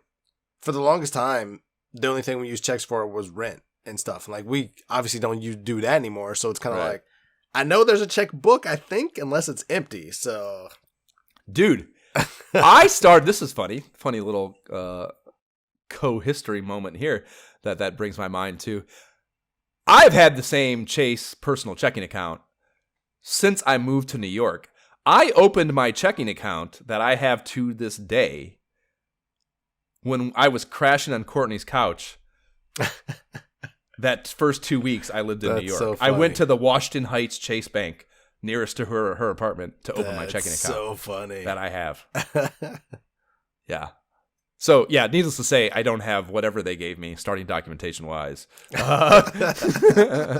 anymore. So, you know what's funny? Let me actually show you something. I have this book that I don't even have it anymore.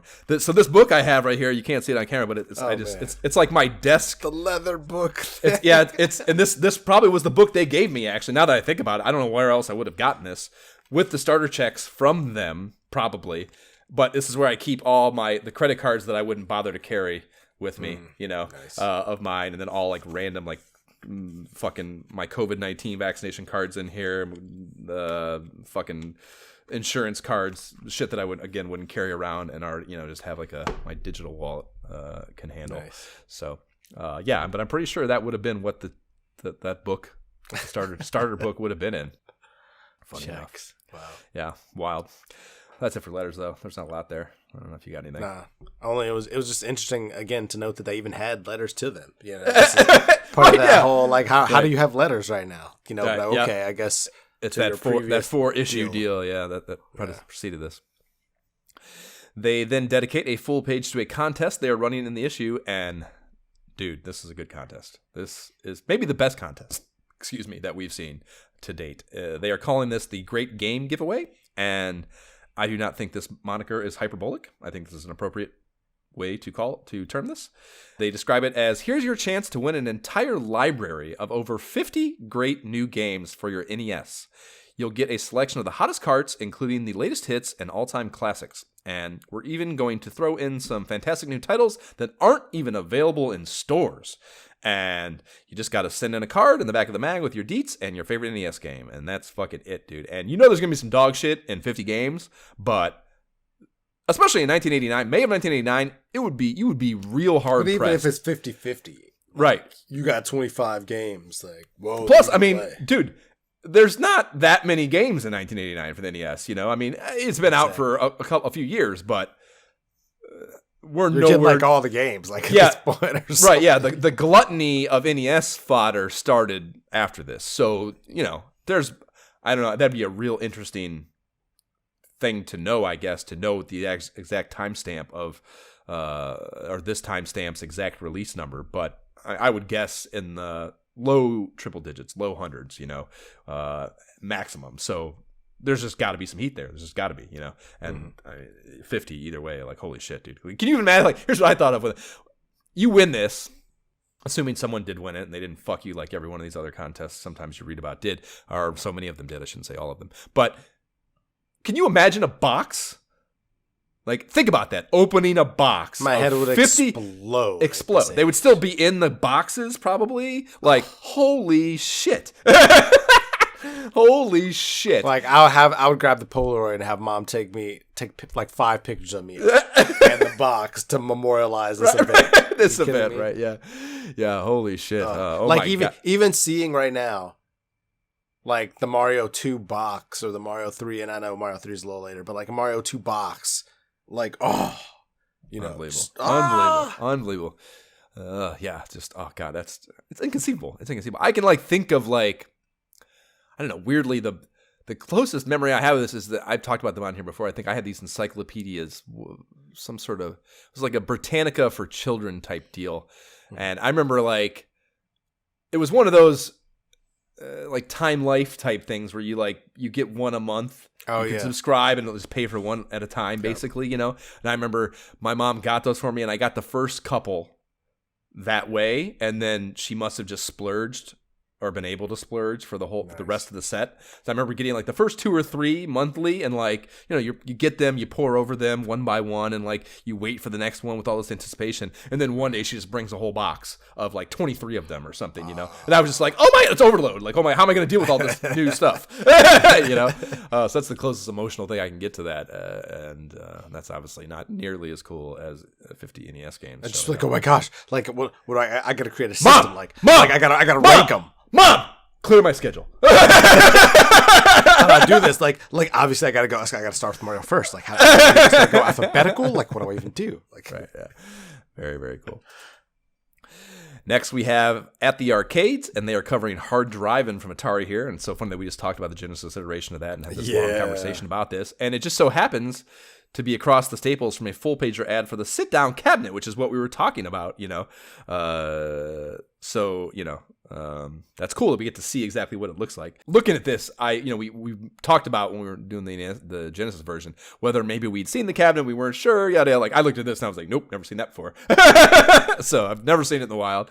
So that was pretty cool to finally get the lay eyes on it. And the coolest thing I read in here was that the game has what's called Challenge Lap. And this is fucking awesome for the time, I think. But it's a mode where you race against a saved lap on the ROM board that mirrors the best run that's ever been recorded on the cabinet by another actual player. And you see the car driving the path they were playing at all times while you're playing, you know, racing against it. And that is just really fucking cool feature for 1989. Ever, but 1989 especially, I think. Right. So that was Give pretty me the cool, quarters, Mom. Give me the quarters, please. Gotta beat this prick. Yeah, very, very fucking cool functionality to have on a cabinet in 1989.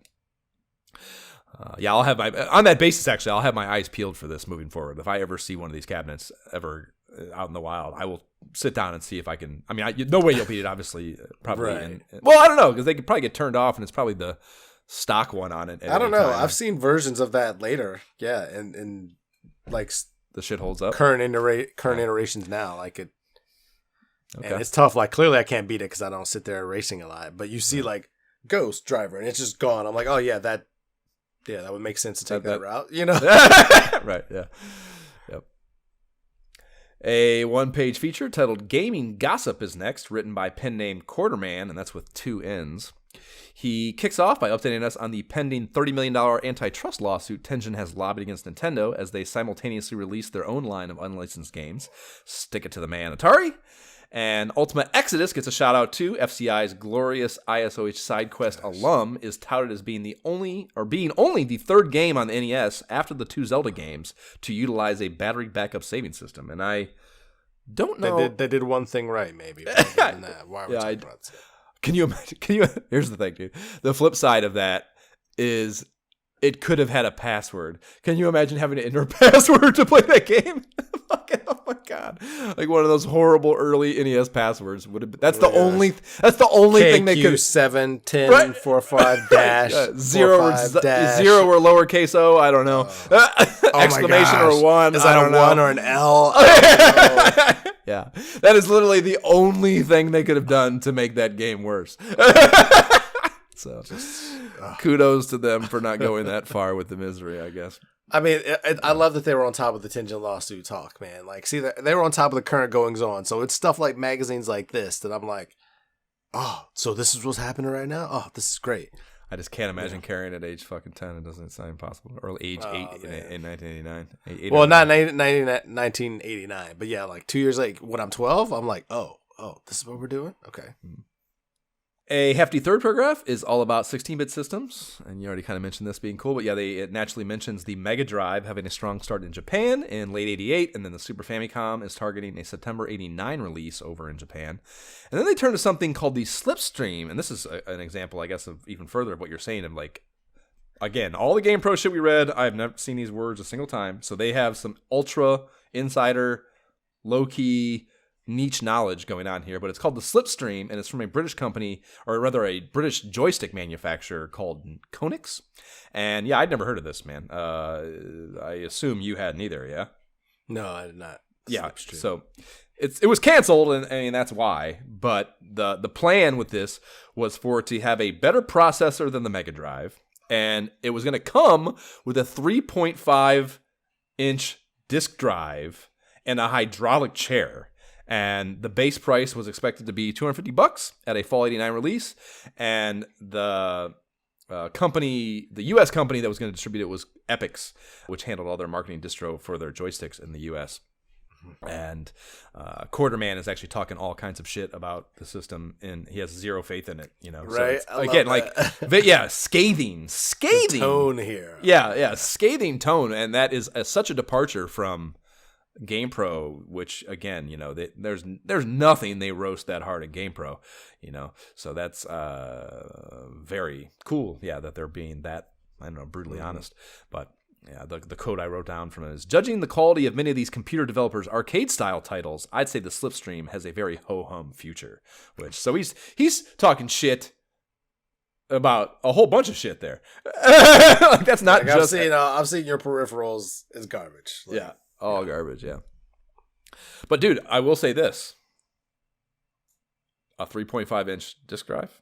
Some fucking discs. Diskettes. Give me some diskettes. Yeah. I would put some diskettes in my hand. I might have been into that. And the hydraulic chair too, dude. Like a fucking, it's a hyper rich kid stuff for sure. But a hydraulic chair, like even like the inkling to release that as part of like your launch marketing, is pretty fucking wild. Like that's going hardcore towards you can play arcade games at home type deal, Right. So it's a good idea. But obviously not executable at the limited market. Right. Limited market at the time. Lastly, he tells us Mattel has officially stated they will not be bringing the Japanese PC Engine game system stateside. And I think this just means they must have been in talks to do U.S. distro for NEC. I could find no record of NEC being affiliated with Mattel, in any of my poking around. So I guess that's what that means. He goes on to say Mattel is planning on releasing a new type of game peripheral that, instead of using joysticks and pads, have a glove in the works that causes on-screen characters to react according to how the glove is manipulated. But we're not going to talk about that, Jay. That doesn't get spoken about here on this podcast. Quarterman is the fucking scoop, man. But someone needs to tell Homeboy, we don't talk about that on the Imperial Squad podcast. I like your insights, but keep that off the table. Yeah.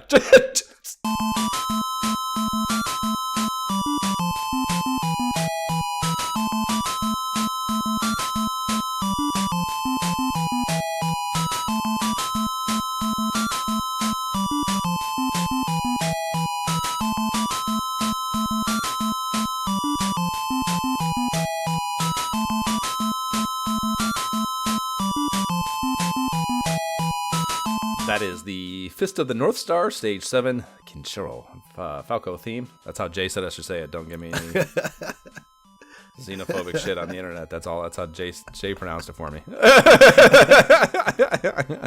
It's a great song. Great track for the game. Yeah. Great track. Not a great game. Yeah. We'll get to that momentarily. Preview 89 gets us rolling in the meat of our EGM burger here. And get your joysticks ready if you thought 1988 was a good year for video games. Wait until you see what 1989 has in store for Nintendo, Sega, coin-op, and computer game enthusiasts. And it closes out with, any way you look at it, 1989 is going to be a blast! Dude, it is views like this that helped me view games through their developers and publishers, Like this exact type of view. Being able to show you Data East. This is what I see what you mean. Yeah. Here's So what bringing. Here's what Jellicoe's bringing. Yeah. So they that's a fantastic. I don't know. You really got to be listening to the podcast to pick up on the significance of that. But yeah, that's an important. Yeah, no other magazine does this, and this meant nothing to me as a job. So yeah, that's very interesting. But to me, I'm seeing the Acclaim logo, and I'm like, that's okay, it. Those are your playing games. Yeah, no, that makes a ton of sense as the root for you having that fucking understanding. That's wild. Did not think of that. So the key art is a collage of screenshots that has both some real heat and some real questionable choices. It's just a collage of screenshots, and they have the rampages here, Mega Man 2, 1943. That's all hot. Mm-hmm. But they also have Dance Aerobics and Othello, which I don't know about that. So. Kind of fired up, like they tell us to be, based on this key art here. The next 6 pages then proceed to, feature mostly nothing but NES games, despite that opening blurb suggesting we'd hear about Sega coin-op PC titles. It is broken up by publisher. As you mentioned, they offer up a take on the company as a whole, which is cool too. I really like that. They have like kind of a summation of how the company is doing, which again, that that even further plays into what you're saying, that could be why you took note of it. But then they go through a listing off of titles one by one and discussing those titles individually. So this is a very cool preview, a way to do previews, I think.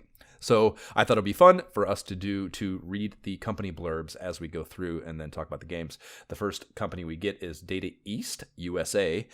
One of the leading producers of Nintendo carts and entertainment software, Data East USA has quickly become one of the most prolific producers of electronic entertainment. 1988 brought forth a wide array of games from Data East, including several pieces inspired by arcade hits, as well as original entries like Cobra Command. With a firm hand on the pulse of today's video game player, Data East is poised to enter 1989 with one of the strongest computer and video game lineups. And that's, I kind of would realize once we got going here that these aren't all NES games. Exactly. I thought they were, but I would realize that they have it all mixed up here. And that's interesting of itself, too, that, again, it's a philosophical position. Mm-hmm. That it's a gaming ecosystem inclusive of all components, as opposed to this ultra segmented view. Here's the Nintendo section. Here's the Genesis section. Which I think GamePro does for sure, and obviously the proprietary mags do. So this is again a very, very different look at the industry that is cool. Yeah, I like it too, because even looking at this, I'm like, at the time, of course, Heavy Barrel, Bad Dudes, Rampage, Super Hang-On, like they're great. If you got the Genesis, great. Super Hang-On, like you can eventually play it. Like obviously that's a little later, but like you can play for that. Rampage, I still got my Atari. I'm playing Rampage for the Atari at the time, so I'm happy to see that there. You know what I mean? Yeah. So just to get an understanding for sure. Yeah. So you mentioned Bad Dudes, Heavy Barrel, Rampage, Super Hang-On. Also, RoboCop is here. Those are the games. And the Bad Dudes blurb is sure to mention its plot, which is one or two players control Blade and Stryker as they work against the Dragon Ninja Gang who have captured the president. And you can't if you're going to talk about the Bad Dudes, you got to talk about that. Captured the president screen for sure. So kudos to them for that. Not missing that opportunity. And the Super Hang-On is the PC Mac port. Interesting. And I didn't like. That's how. I realized that's. I don't know that's not a game I would have guessed. I guess I would have guessed would be on PC because it's like a high-speed racing game, you know. So that was kind of surprising for me to see. So next we get Acclaim. Jay, you're fired up about Acclaim? Talk to us about Acclaim. Acclaim Entertainment has enjoyed astronomical growth and success since their successful public offering announced during the 88 Summer CES. That is the Consumer Electronics Showcase. In that time, they have expanded their NES library, entered the VCR gaming market, opened up subsidiaries in Japan and Europe to aid in game development, and are now looking to enter the computer software market. To say that Acclaim has made it big is a bit of an understatement. That's funny that they focus on, their approach being all licensed stuff is such a corporate perspective, and the fact that like half of that is just talking about their corporate structure and dealings is right in line. It's just right in line. So I got a chuckle from the Airwolf. Almost.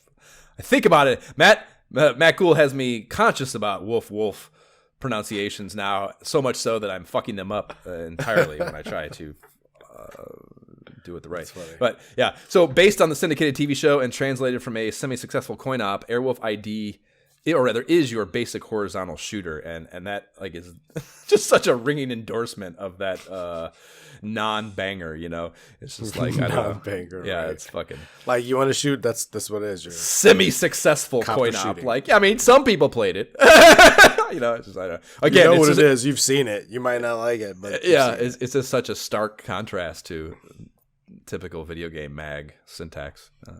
Very interesting.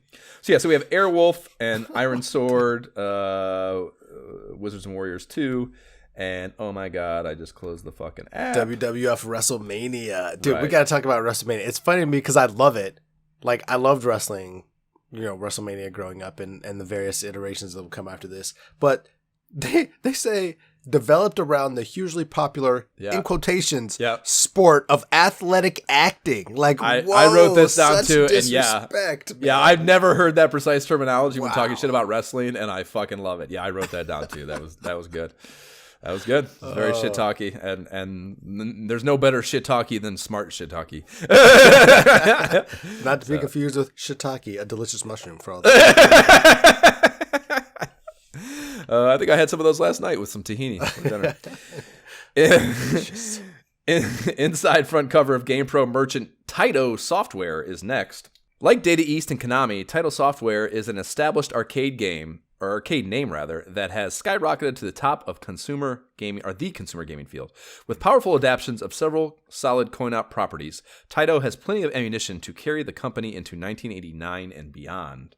And the games we have here are Kicks, Operation Wolf, and Sky Shark. Mm-hmm. And the Puzzler Classic Kicks is only the PC format of this, but we would get an NES drop in January 91. So I assumed that was an NES game, but it was actually not the PC one here. It's probably in that next, actually, Nintendo Power we're doing, because that's the beginning of 91. But yeah, these games, we've seen them a million times. Operation Wolf is kind of not bad for It's all right. A shooter game that you can also play with your controller. Sky Shark is a shitty flying shmup. I don't really have anything I want to do there. I don't know about you.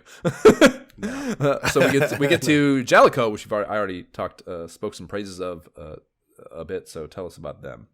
Yeah, here's a company that, with a few minor exceptions, has found a very successful niche in the NES market by sticking with the recognizable sports titles.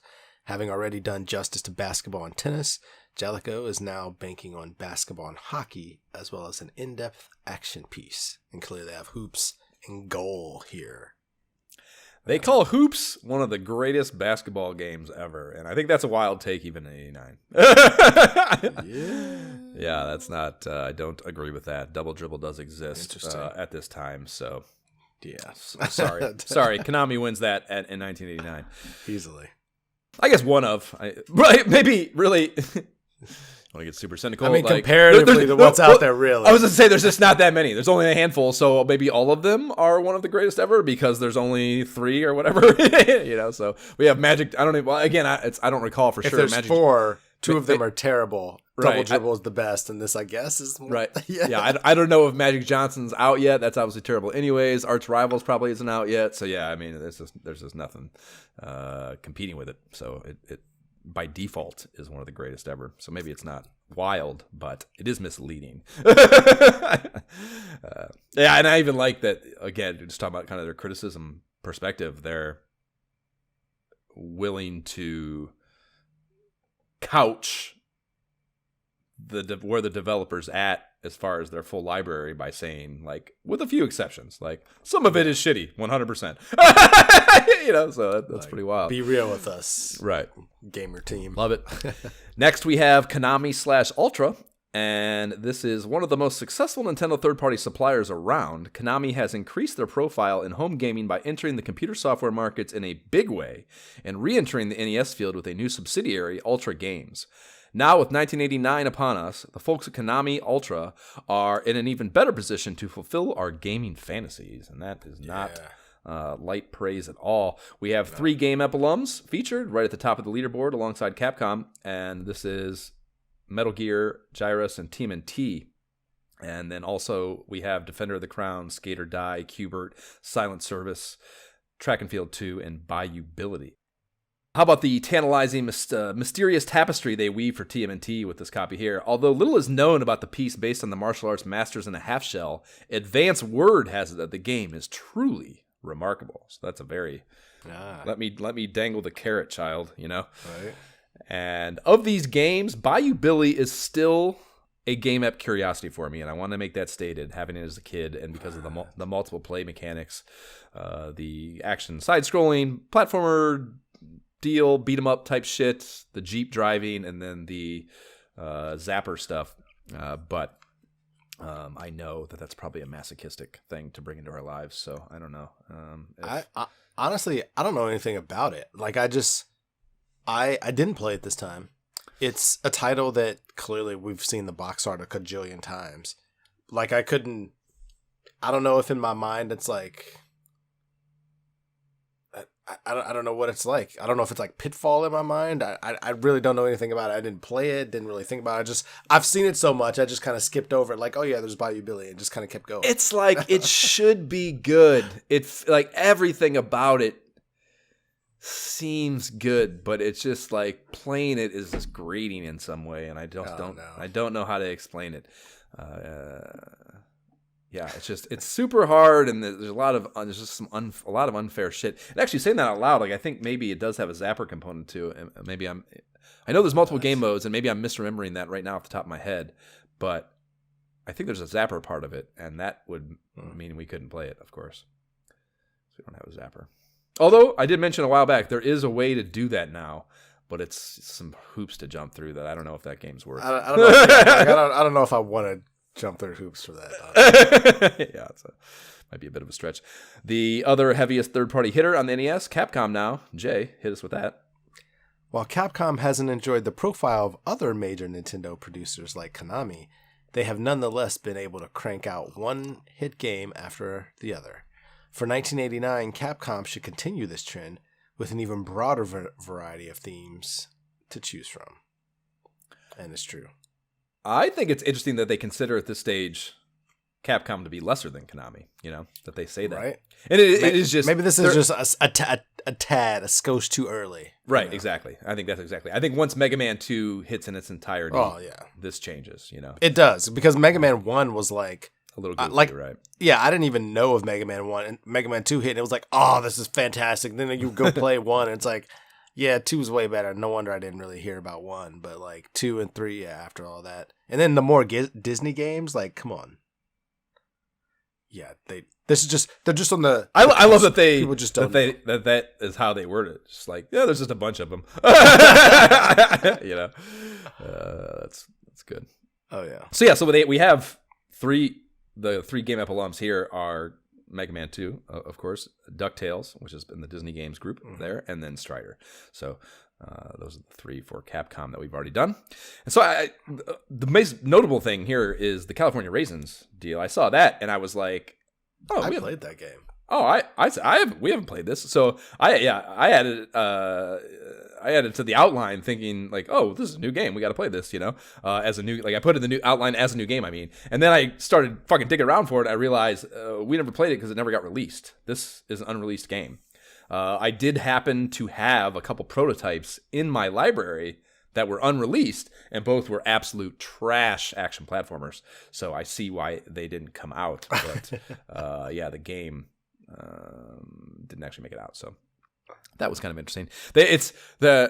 I posted the one picture, like the the title screen artwork kind of, or maybe that was a stage selection menu, but like the artwork of the raisins, like I was looking at, it was like the context I posted it in was like, you have to be old to look at this image and even be able to kind of know what you're looking at.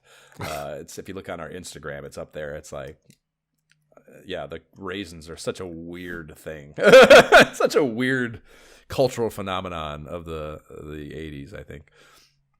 Man, are we sure? Never released. Yep, they're both prototypes that it was not released.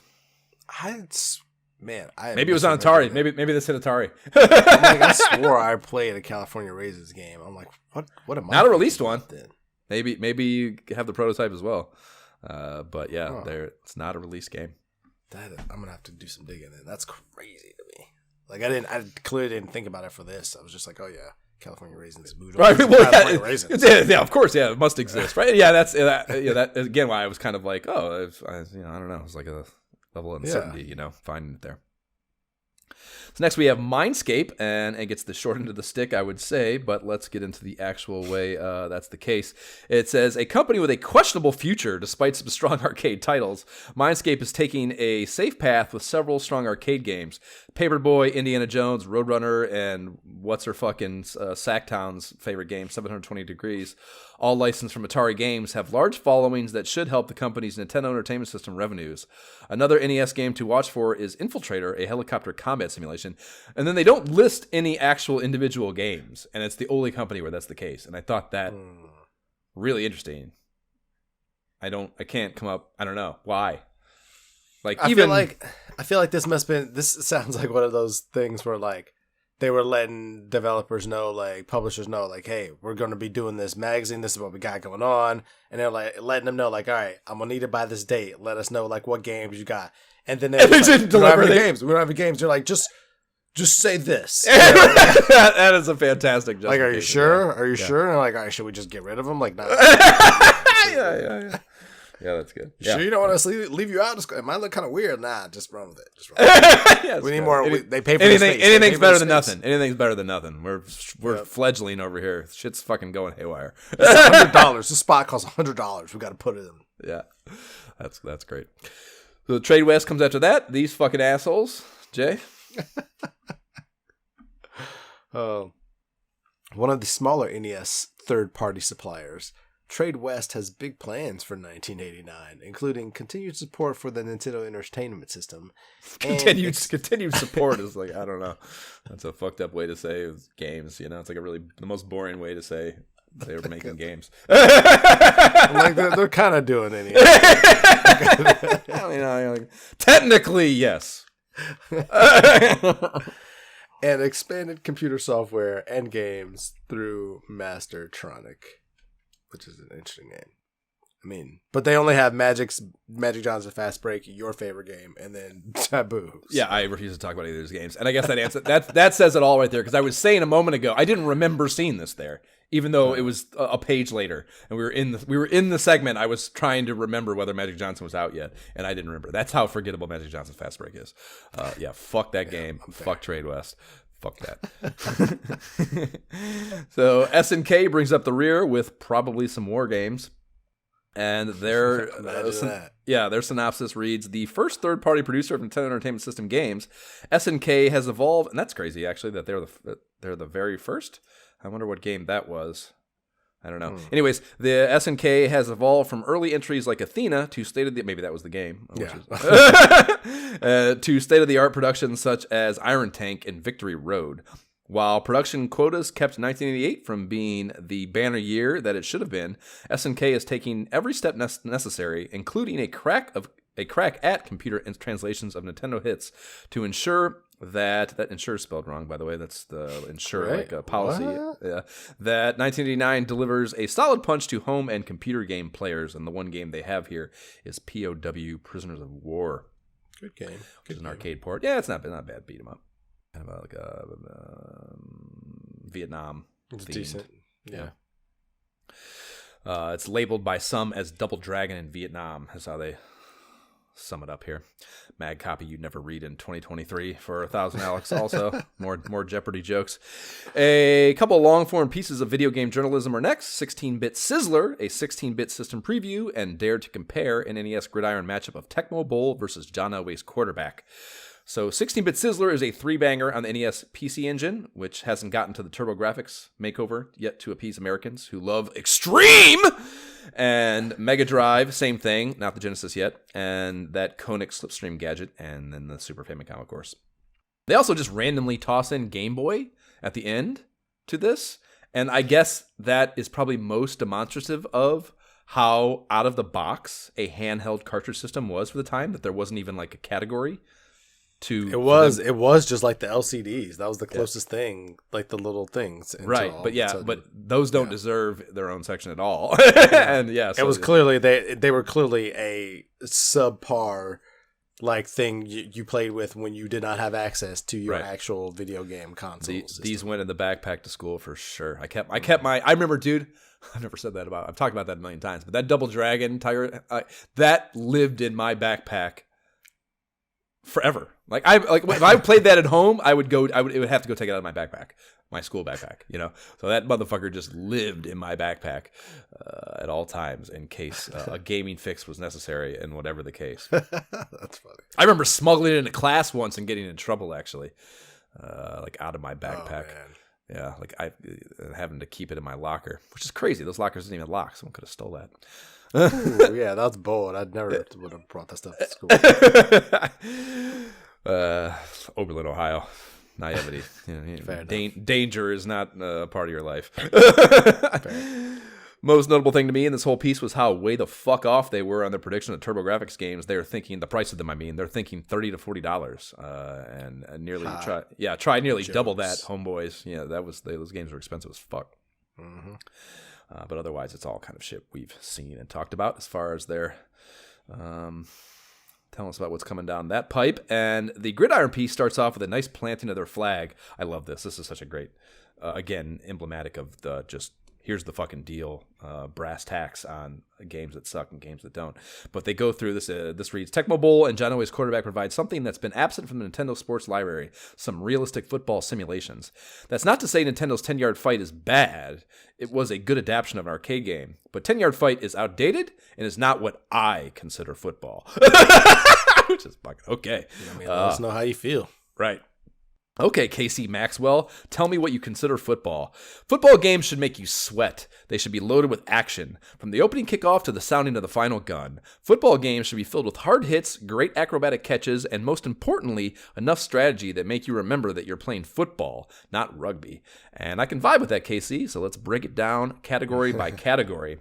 He then goes on to grade each game across 6 categories: realism, graphics, sound, computer opponent, 2-player mode, and extra bells and whistles being the last one. So we start with realism here. And this talks a lot about playbooks and how much freedom you have at executing those plays. And it mentions that in Elway, you can only control the middle linebacker on defense until well into the play, which is also kind of a thing for Cyberball. I remember you couldn't switch players on defense in Cyberball. But he liked how in Tecmo you can pick any player before the play. And yes, that is a very key thing for Tecmo Bowl defensive strategy. Being able to get to LT or who are some other heavy hitters, fucking Richard Dent on the Bears or Darryl Green on the Redskins, some of the really fast players that you can cover ground with, to play defense. Yeah.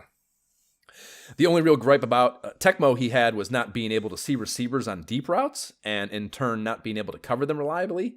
And I would say this rang heavy to me because I would say that is something that a highly skilled Tecmo Bowl player learns to feel those routes, even though you can't see them. You run deep in the middle of the field, and you're able to, just kind of feel how long. I mean, the receivers just kind of go on those deep routes. There's no if a route is long enough to take them off the field or off the screen, they're usually just go routes.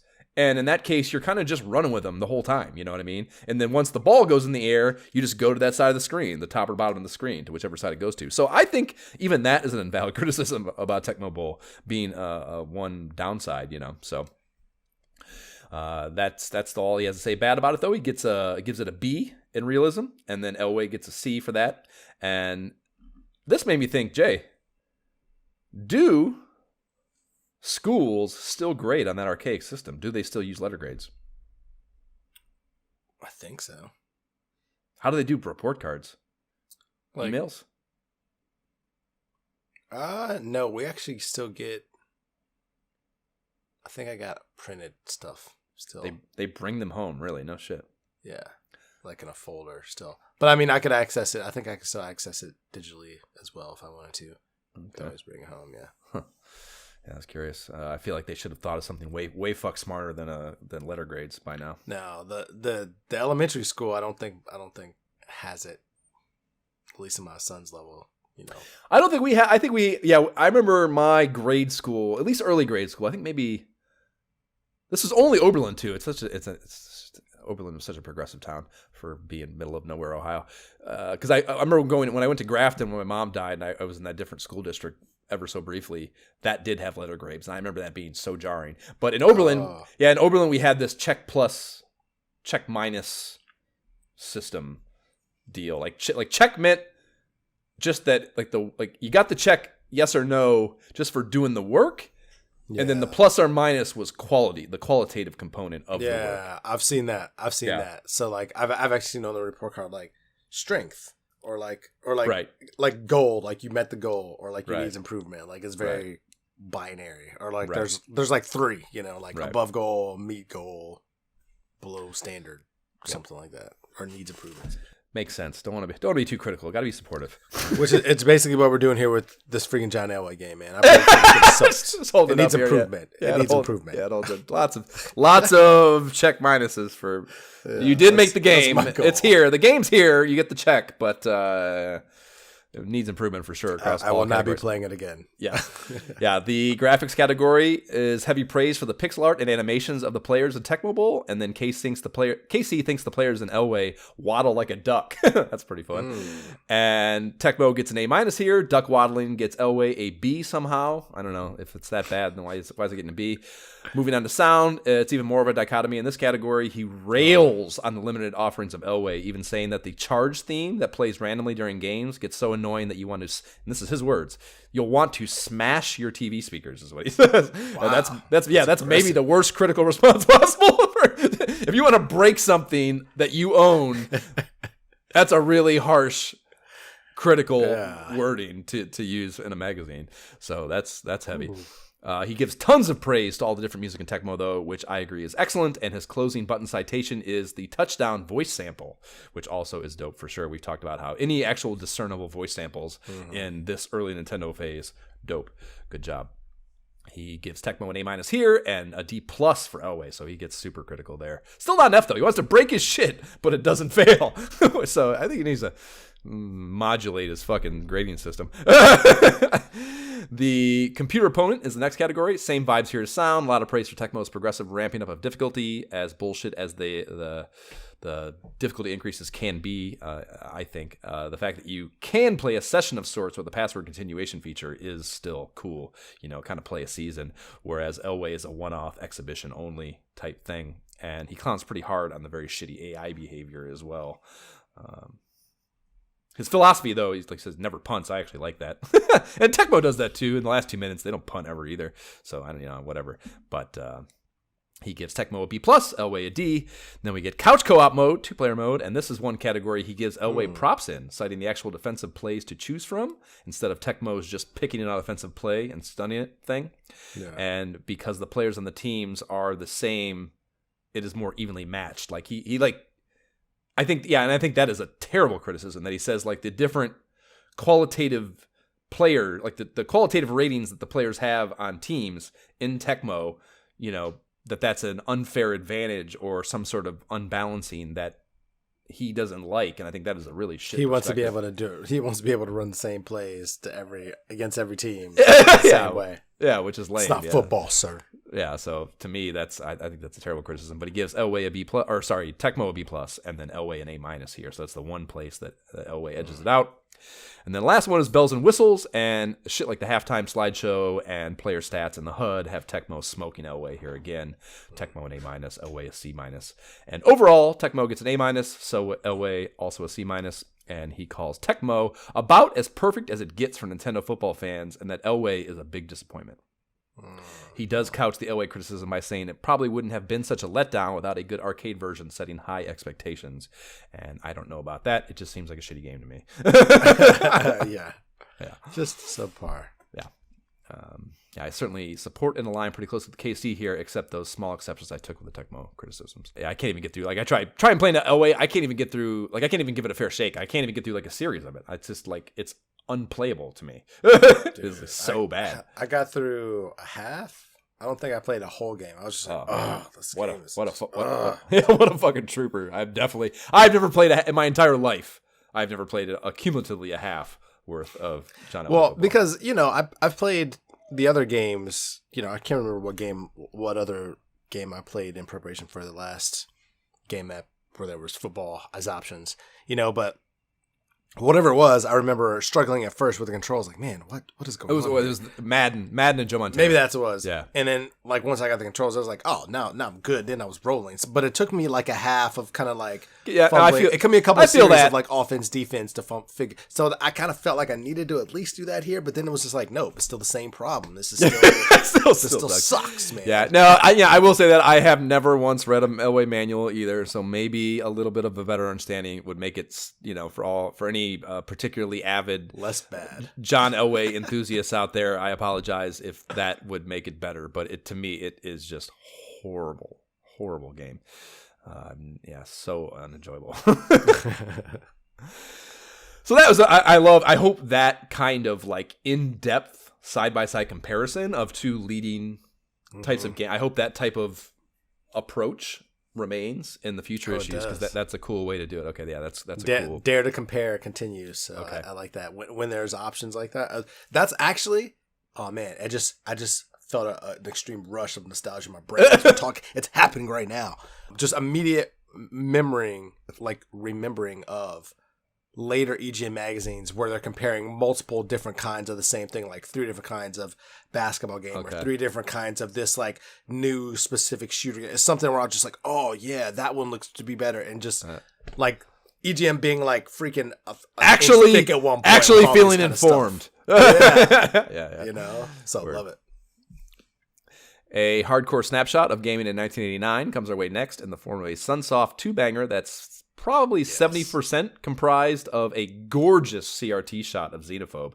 And Xenophobe is a borderline unplayable game, I think, but it is interesting, that Sunsoft pounds their chests about it being the very first on the game on the NES with split-screen action. So you can play with another player in the same level at the same time. So 2 players are playing in the same space, theoretically, on screen at once. And yes, that is certainly progressive for the time. But reading that made me think of, oh my gosh, Kim Koseika's Spy vs. Spy.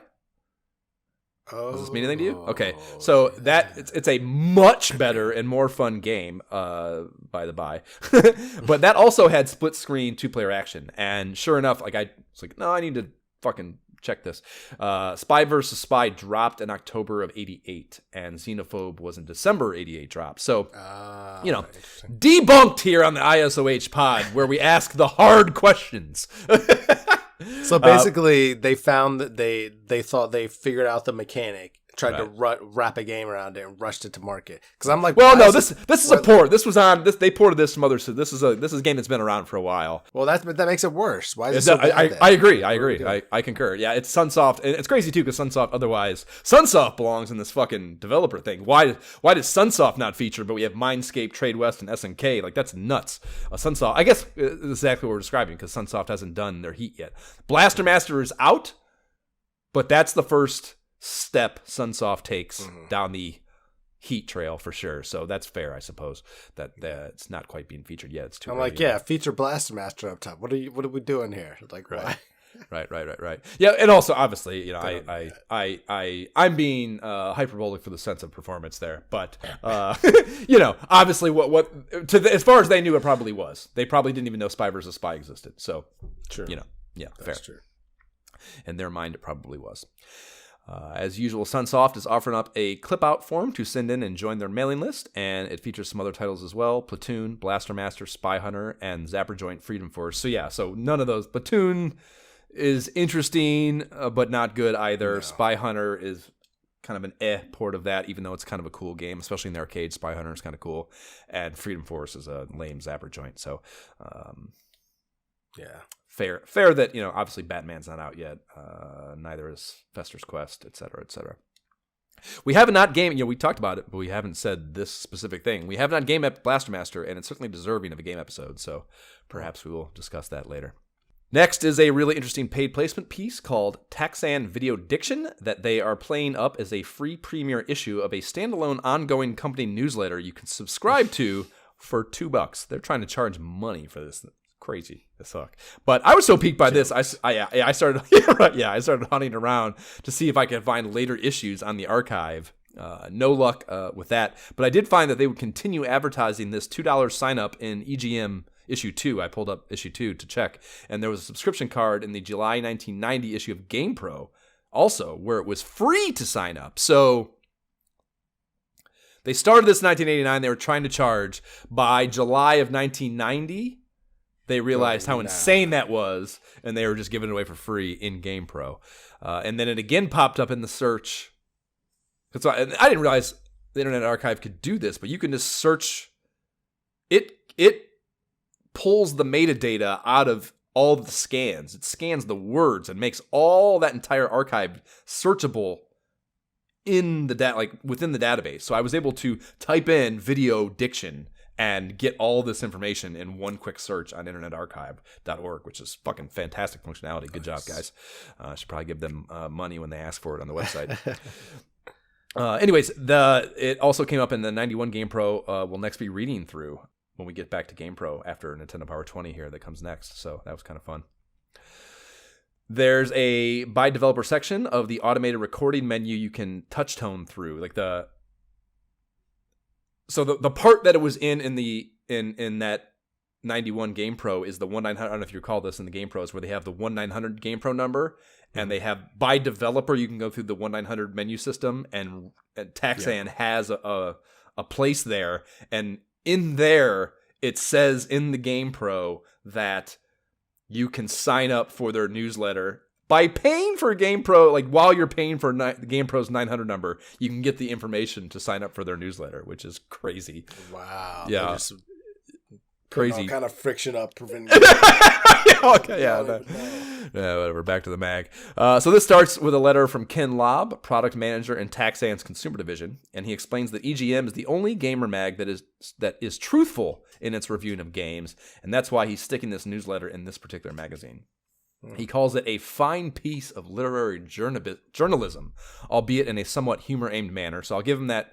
Like, he's not being too snooty or lame there. He does put it in a comedic tone, I think, which is kind of surprising. I expect it to be a very dry piece of writing from him. So good job there.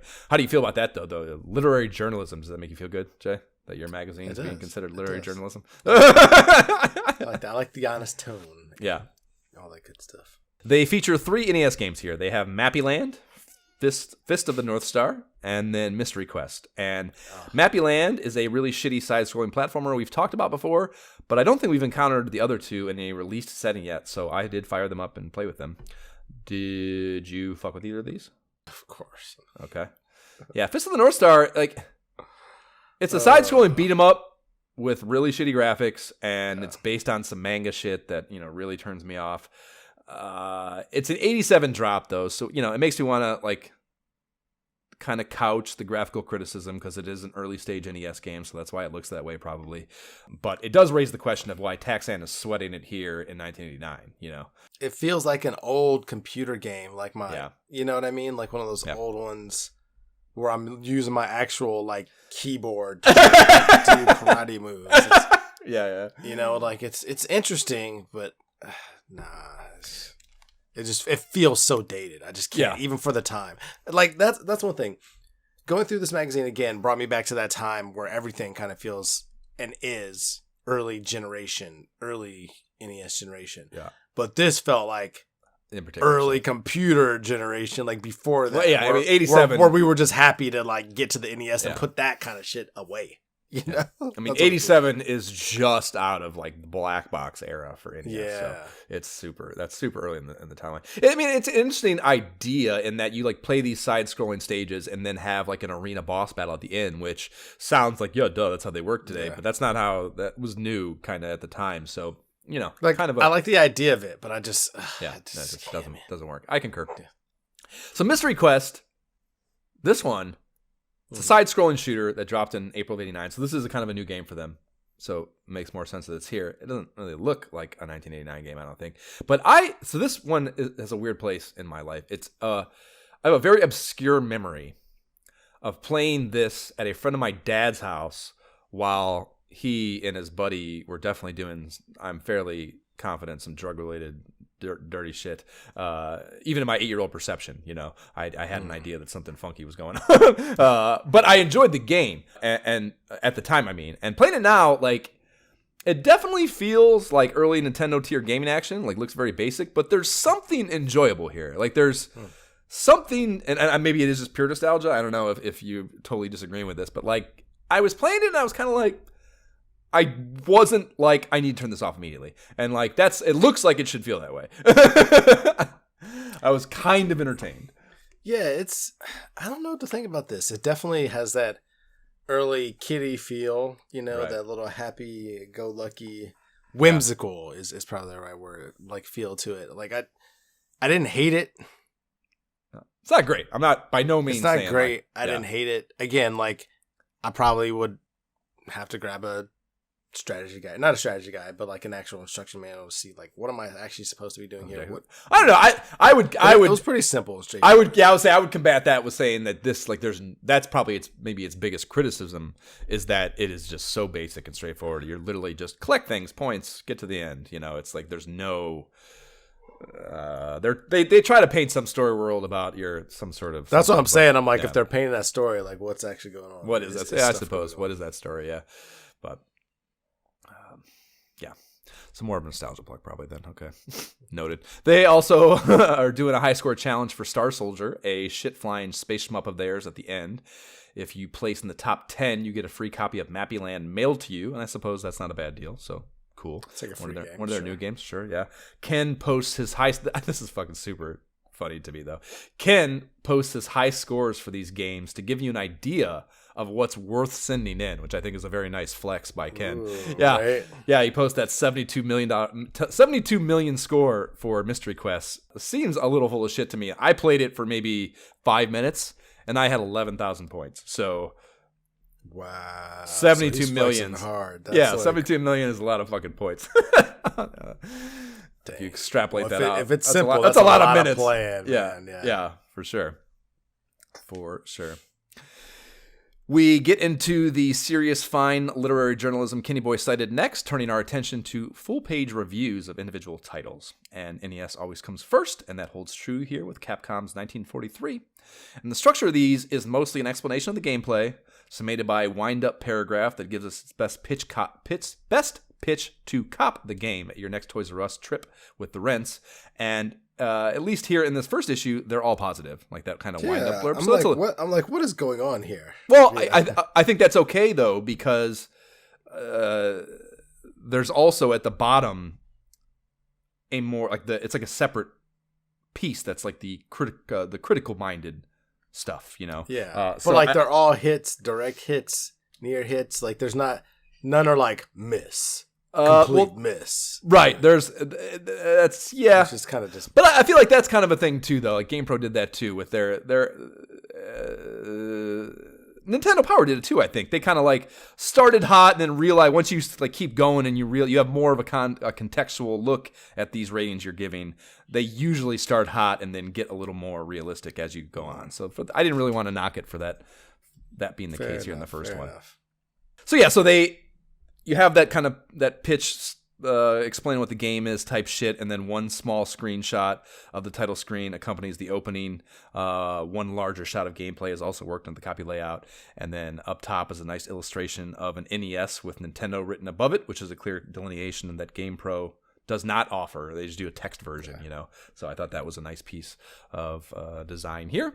And there's also a box cover and the title treatment as it is on the box cover. And then the developer with the exact system name, and then a little tagline above that leads into that title. This one reads from 1943, take on the entire enemy fleet with 1943. So again, this is kind of like a prioritization of the fucking developer. So this again is just informing more of what you've already pointed out, that this magazine is hyper-focused on making sure you know who made this game, and that is interesting.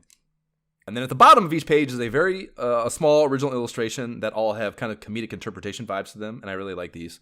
It's just like a character that's in the story world, you know, and another blurb from a named staffer that contains their critical response to the game. And they have, I love this visual representation too. I love that it is the overall quantification of the game's quality is expressed in the form of a set of crosshairs depicting one of three types of sniper shots: direct hit, hit, or near hit. There's no grading system explainer for the system on the whole, you know, which is an editorial fail. But GamePro did that too. They took, I think they might have taken, they when they first introduced it, they had a thing in the letter from the editor, actually, never mind. But yeah, that's a fail that they don't explain what the full spectrum of possibility is, but you would have to assume, yes, there's near misses and then full misses too, or way off or something, you know, as a possibility to make a nice round 5-point grading scale that's in line with GamePro and Nintendo Powers, but that's not explained here, unfortunately.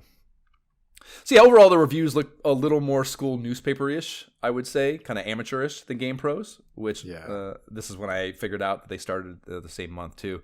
But because of the illustration style and the creative license, I think I prefer these anyways. Like I like that illustration. I like the the You can see what system that it's for and the Right. cover art. So there's no, if you're going to the store, if you're going to Toys R Us, if you're going to the flea market, you know exactly what that box is supposed to look like right and what right. system is for. I like that. Yep. Yeah, so Helpful even as a kid.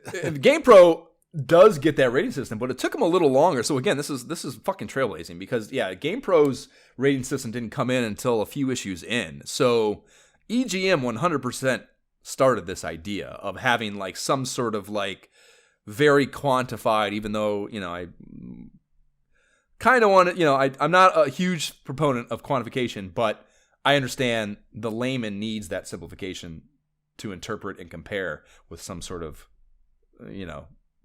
easily discernible way. So I support these magazines certainly having that. And EGM is the first one to do it for sure. So that's cool too, that they're fucking, giving something that boils it down to brass tacks when you're trying to make hard decisions at the game rental joint on Friday night. You need fucking hard and fast information. So 1943 gets a glowing direct hit from the reviewer, Jay Moon, who says 1943 delivers the goods that all good shoot-'em-ups need: fast action and addictive gameplay. And Jay also says this is this one is not the pushover its predecessor 1942 was, even though even using Turbo, they've had trouble getting through it. So they say it's quite difficult. Did you fire this up? No, I'm not a fan of 1942 and 1943 games. I played them as a kid. I'm just not a fan. I don't think we've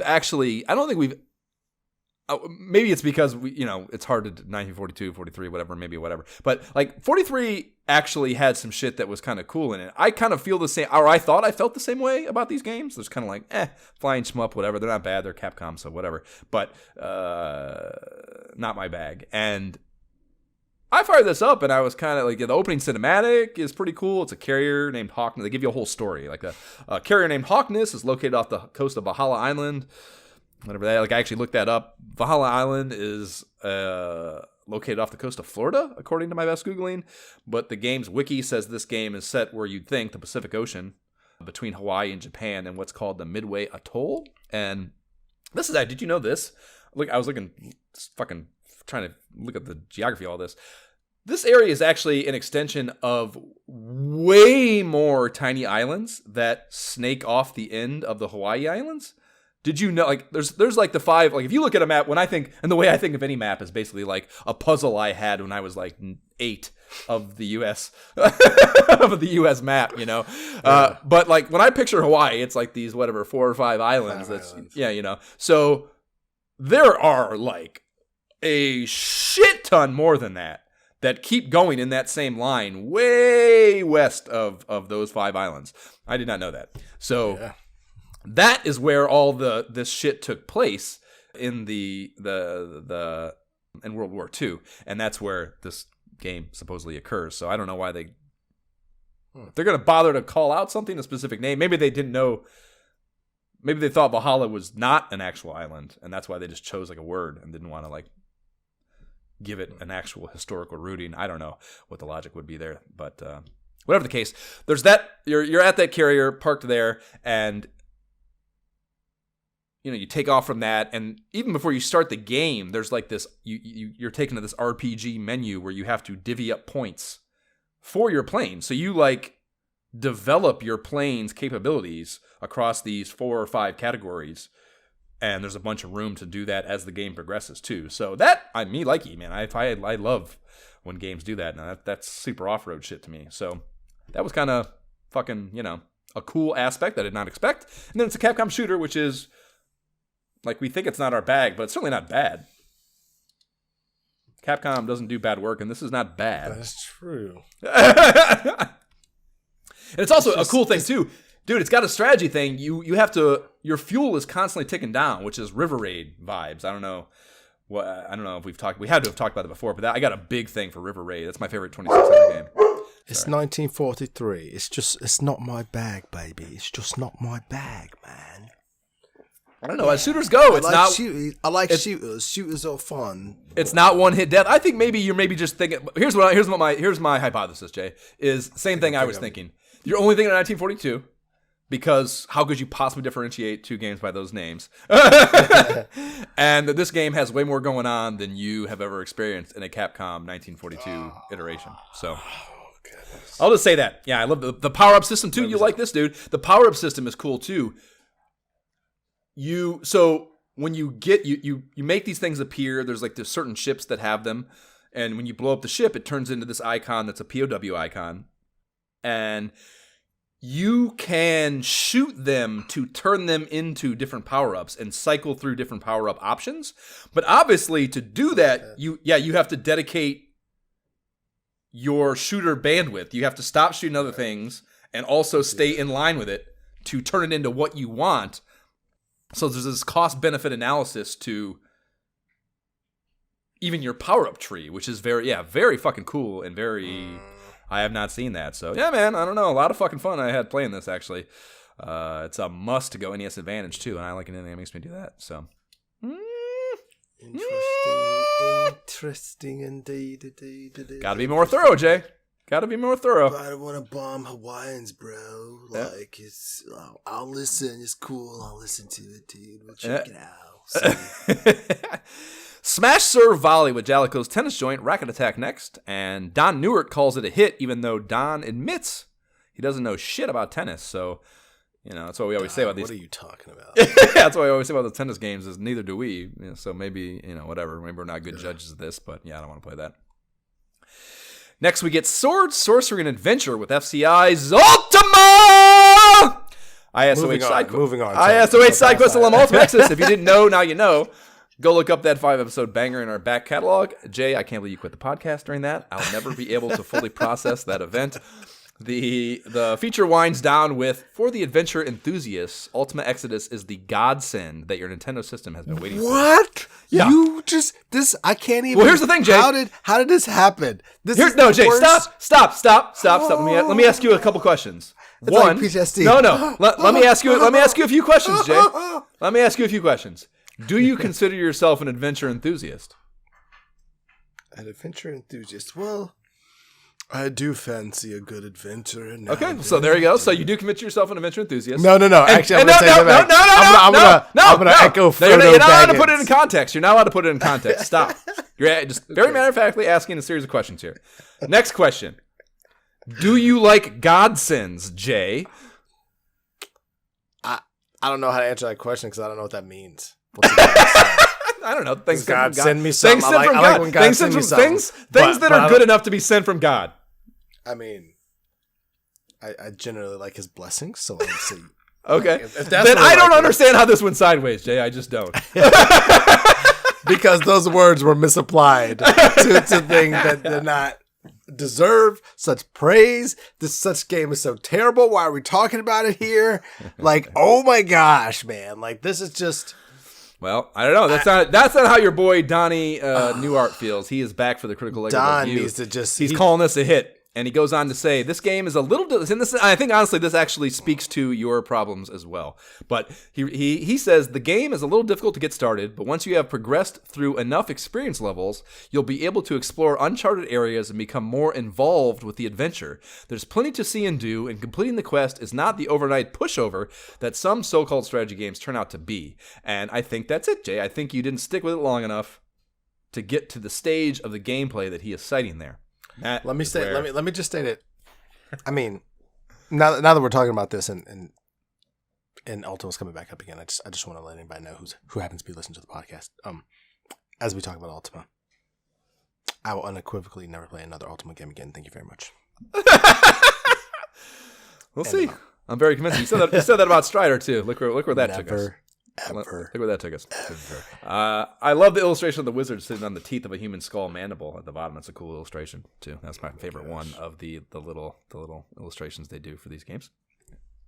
Title's Bubble Bobble now, and this is the lead-in tagline for this is blow bubbles to battle bad guys. This is a nice tongue twister.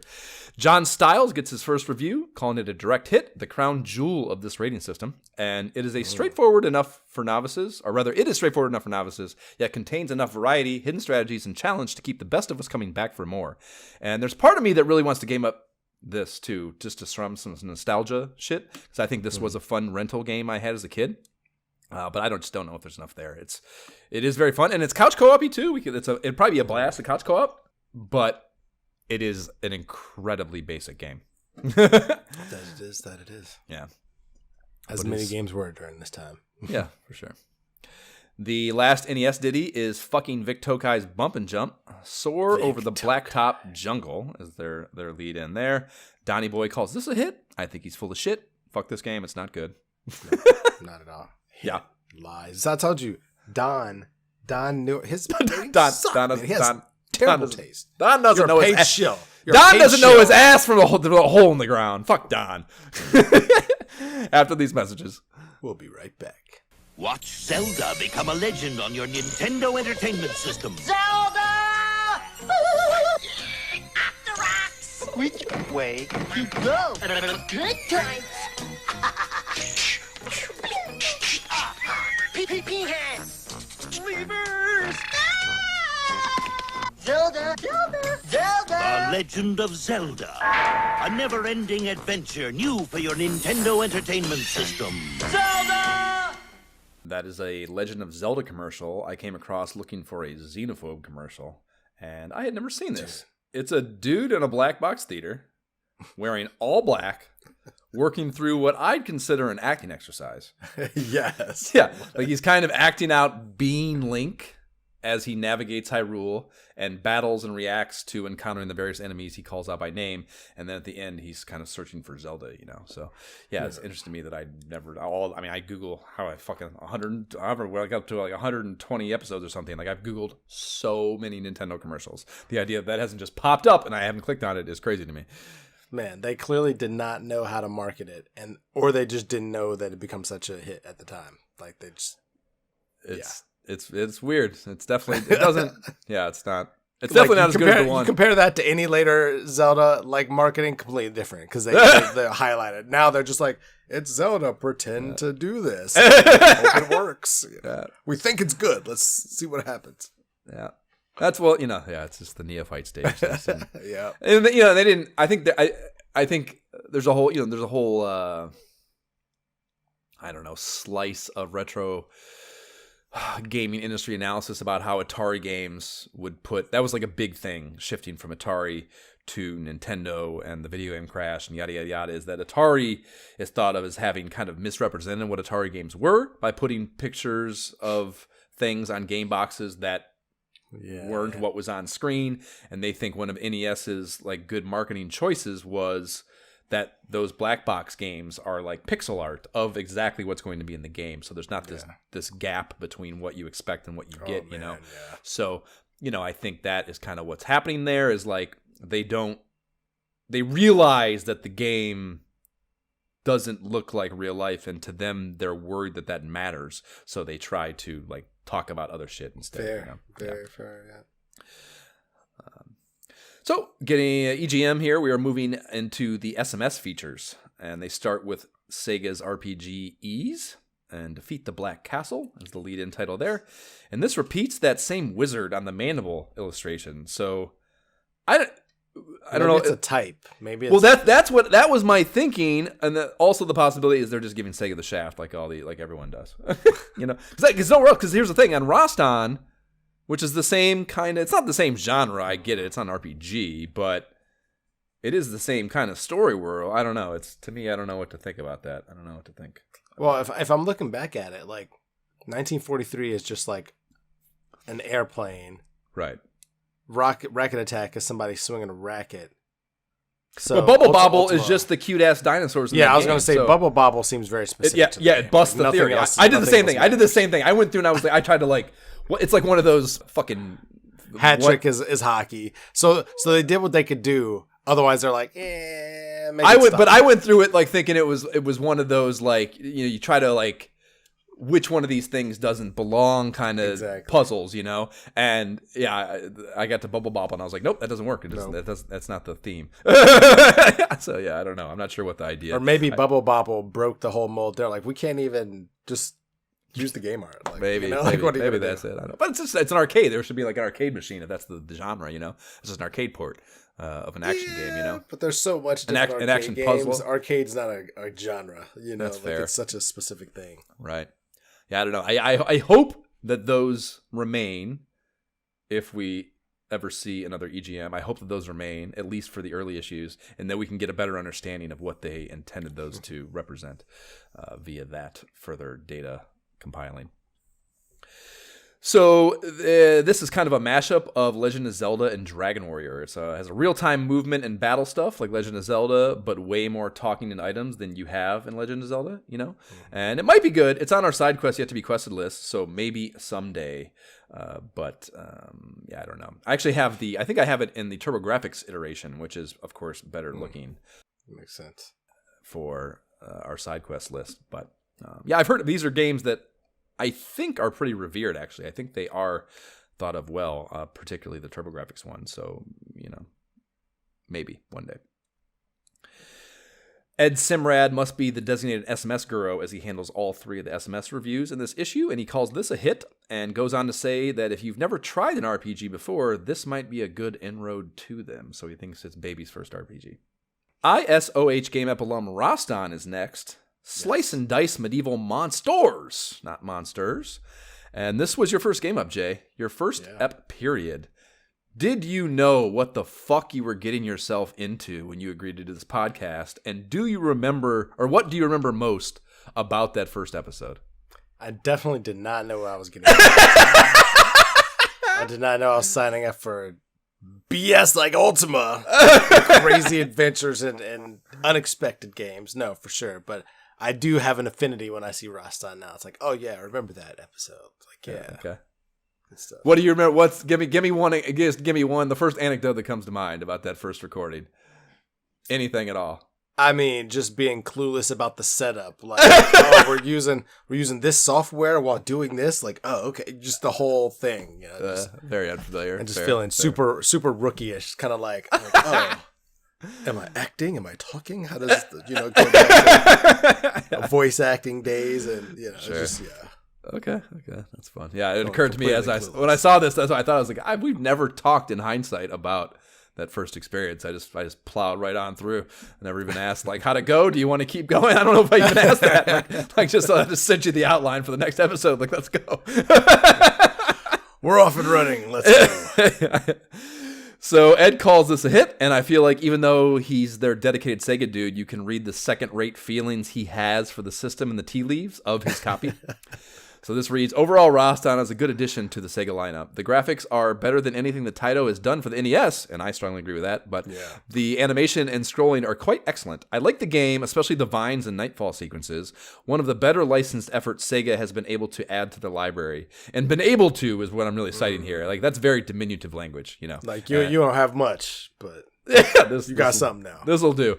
And all this corroborates exactly with what we've been saying for years now, that Sega was the better system, but they did a shit job of attracting third-party developers to support their system library, and that was their downfall in the 8-bit era. A full pager for also Game Up alum Phantasy Star on the SMS follows that, an ad, and it calls the game the next wave in video gaming. And there are lots of screenshots that do look badass, and the illustration artwork is medieval fantasy cool to the max. The Sega logo at the bottom has From Tonka below it, and I've never seen that before on any Sega ads, so that was interesting to me as Tonka runs the SMS in the U.S. marketplace Bedrock in 1989, just like we were just talking about. It's doing a terrible job of marketing it. And I cannot believe, speaking of retrospective ISOH podcast viewpoints, I cannot believe, Jay, and you thank fucking the stars above that you were not part of this. I cannot believe that me and Jab played that whole, or I played the whole game. That little fucker didn't finish it, of course. But I played that whole game, the first Phantasy Star, and it's a full RPG, dude. There's no baby's first RPG about that at all. It's a full RPG, that first one on SMS. I played that the full time with no guides in 2 weeks. back before I knew how to do this podcast, Jay. That was such. I remember being so stressed out. Speaking again, and just not knowing. We were just started the podcast. I'm like, we're on 2-week schedule. I got my dumbass fucking regimented mind. Like, I got to do this in 2 weeks. And like, it was like a full miserable. Yeah, it was like a full-time job finishing that game in 2 weeks. It was such a rough go. Oh my God, I'm not doing this again. We can't. Yep. We got to come up with. Yeah, Dab did and I. We were like I think the first thing we talked about probably in that next episode was like, we got to figure out a different system for RPGs. We can't not do them. We like them too much. They're too important to what we're doing here, but we cannot do them that way. Can you imagine saying like, let's crank through Dragon Warrior 1 or 2 in 2 weeks? Like, what? Like, there's like vacation time planned or something. Right. Well, the minute counts out. Like Final Fantasy was over 1,000 minutes, I think, of podcasting we did. So imagine doing a one-time 1,000-minute. We just like set aside a weekend. Oh my gosh. Yeah, it's insane. It's fucking insane. They'd wouldn't have done that. They'd just been way shittier episodes. It's so much a better system, obviously. Anyways, last SMS feature. The last SMS feature is Time Soldiers from Sega in-house, battle through time and space, and it's a top-down shooter where you travel through different areas of time and shoot shit. The feature compares it to Akari Warriors in style, and it does include simultaneous 2-player couch co-op potential, which is probably by far the best aspect of the game. I don't know if you fired this up or not, but Ed gives this mag's only lowly near-hit critical designation because it's not a very good video game. He predicates the downside being based in its difficulty, not in the more important fact that it's boring, though. So, yeah, I think the more I think about this, I interpret the near-hit as their nice way of a miss. So. Right. For sure. Well, especially at this stage. Again, I speculate they get 2 misses later. But yes, exactly. This is even right now. Like, how positive can we make this sound for these people who are going to be helping? Dude, even this is the only one where I would say even the feature copy trashes it.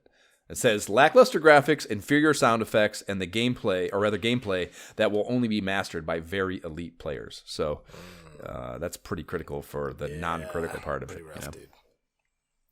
A full-pager ad winds down the SMS segment of our scheduled programming. This is also from Sega and features an illustration for Thunderblade. And the copy goes much deeper, though, citing all the arcade hotness Sega has brought home to your SMS if your parents didn't love you enough to get you an NES instead.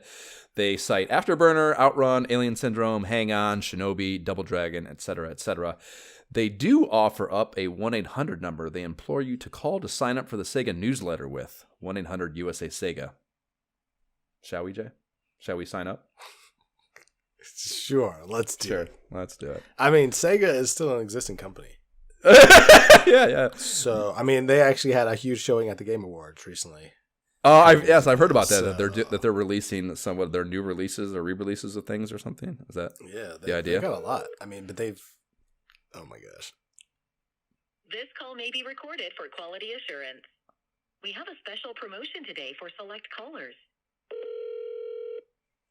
Are you or someone in your household 50 years of age or older? Press 1 for yes if you or someone in your household is 50 years of age or older. No, but this could still be Sega. Like, what? Thank you for calling the Medical Alert Center. This is Jessica on a recorded line. Oh. Can you hear me okay? I can hear you, yeah. Can you hear me? Great. So, with our promotion today, you actually have the opportunity to receive a free medical alert device. So, congratulations. It's that little button you wear around your neck that you press in case of an emergency or even a fall. Yes, now, I've seen the commercials. In our monitoring program, you actually can get your medical alert absolutely free. So, oftentimes it's really expensive to buy a device like this. So, we make it really simple for you. We pay for the entire unit itself, and then they make it sound like somebody's lying too. And then, of course, we guarantee you 100% peace of mind, 24 hours a day, 7 days a week. So, okay. Well, I haven't fallen, and I can get up, but I'll take it if it's free. So, under this program, we offer free equipment, free shipping, and no startup costs. Continue script. With monitoring plans that average a little more than $1 a day, we found ways to make this much-needed product available to... Okay. I think we're getting off track here. Ma'am, I think we're getting off track here. I'm calling in. I need to sign up for the Sega, or rather, Seam-Tega newsletter. I'm sorry, you've reached the Medical Alert Center. Unfortunately, we're unable to assist you any further. But just for calling in today, you have the opportunity to receive a special gift. So just please stay on the line while I transfer your call. Oh. Wait, she hung up. Oh, She fucking hung up. She said that and then hung up. wow. That was fucked up. Medical Alert Center, aka Scam Center. Somebody. Yeah. Yeah, that's some sort of scam. Yeah, what the fuck? What the fuck? Okay, but how can they scam you if they hang up on you? That was nuts. That's disappointing. Yeah, I like how they, I like how their AI didn't acknowledge my fucking Fallen and Can't Get Up commercial reference there. That was right. Like if this text is referenced, hang up script. right. The second I said, yeah, right, precisely. Well, they stuck around for that. But when I said Seam Tega newsletter, whoa, I can't even say it. Seam Tega newsletter is what the jab thing was. That's what he called one of those newsletters once. And if you weren't, you have to be around a long time to be able to understand that reference in our back catalog. But if you go back and listen to that, that's pretty good. But yeah, that is what got her off the line. When I said that, when I denounced the way you say their newsletter or Sega's newsletter, that's what sent them running for the hills. So interesting. Maybe there's like, if this references any kind of like newsletter Sega, stuff, anything. Yeah, is that possible that like I'm not the first one to call them either with a Sega joke or trying to reach Sega just earnestly? It's very possible. That script. I mean, you never know. Yeah. Never know. That was wild. Yeah, that was definitely AI though, for sure. That was not a real human being. Well, that was kind of fun, I guess. Better than just go straight to voicemail bullshit or not to voicemail earlier to a full, not set up voicemail box that we got earlier for FCI. Yeah. Next up here in EGM1 is what we all came to this party for. Jay's Atari Corner! Send Slapshot across the ice with Hat Trick on your Atari 7800 system. Jay, tell us all about this lifelike hockey sports ball experience. Oh, man. Okay. I mean, excited to see that there's a 7800 game featured, clearly. I mean, we're on page, 50 of the mag. That's the first time we heard about Atari, yeah. Yeah, but it's front and center. And it's a hit, so happy to hear that. But I do love video game hockey. I do love hat trick hockey. What does that mean? What is that? What do you like that? You should like when 3 goals get scored? Is that what you're saying, or what do you mean? So I like the idea of it. However, I will play the hockey games on the NES instead of this one. I mean, Okay.